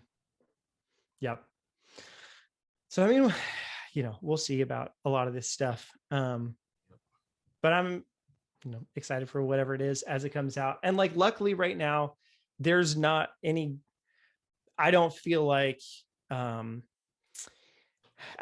Switch is failing me as a console or anything like that. Like I know that there are people that do. And I don't really have much of a response to that other than like, that sucks and I'm sorry. Because even the OLED thing to me, where people are like, this is what the Switch should have been. It's like, I don't know. I don't know about that. The Switch should have been whatever would work for the bulk of people, and its success says that the Switch is done. Like, the Switch is good it's good where it's at, and it could have continued to sell well, but they're like, hey, maybe more people will buy it if we do this, like. And like, maybe it's something where like they've always wanted to, whoever, Takahashi or whatever, always wanted an OLED screen on the Switch to look nice, but just it never made sense. And now it makes sense. And like, cool, there you go. Now it makes sense. But yeah, I think just in terms of like, I don't remember exactly what I was going to say, but something in terms of like power and things like that. It's like they're still able to achieve their goals right now with the power that we currently have. So, they'll make more power when they feel like they need more power. Again, like, I would be perfectly happy to have a more powerful Switch. I wouldn't complain about that at all. But if they're not doing it yet, then like, I can't really complain. Like, as long particularly as the games that they are making are fine. Oh, I remember what I was going to say before too. It was like, we complain about the OG Switch or whatever at this point, but still, like, thinking back to 2017 and how impressed people were with it, the fact that we were playing Breath of the Wild handheld and that kind of stuff, is still like, now it's become so commonplace that it's just not that impressive anymore. But the thing is, it's still impressive. I was about to say, it still is. Nobody's doing it. Like, it's still another thing that is being done well. Like, every time I see some type of like Switch competitor, it's a $2,000 computer. Like, this is a $300 tablet, and it's playing Breath of the Wild. Like, we gotta calm down a little bit, a little bit. Yeah, for sure. So that is yeah, and just in the same way that Nintendo is going to upgrade their hardware eventually, we're going to upgrade to doing 165 165 next week. Exactly that. I don't know. That's the end of the podcast. Thanks everybody for listening. We had a grand old time. We will see you, I don't know, in our videos next week. All and the podcast things, next week. like, comment, subscribe, yada yada, tell a friend, rate on podcast services, all that good stuff. Bye. See you later.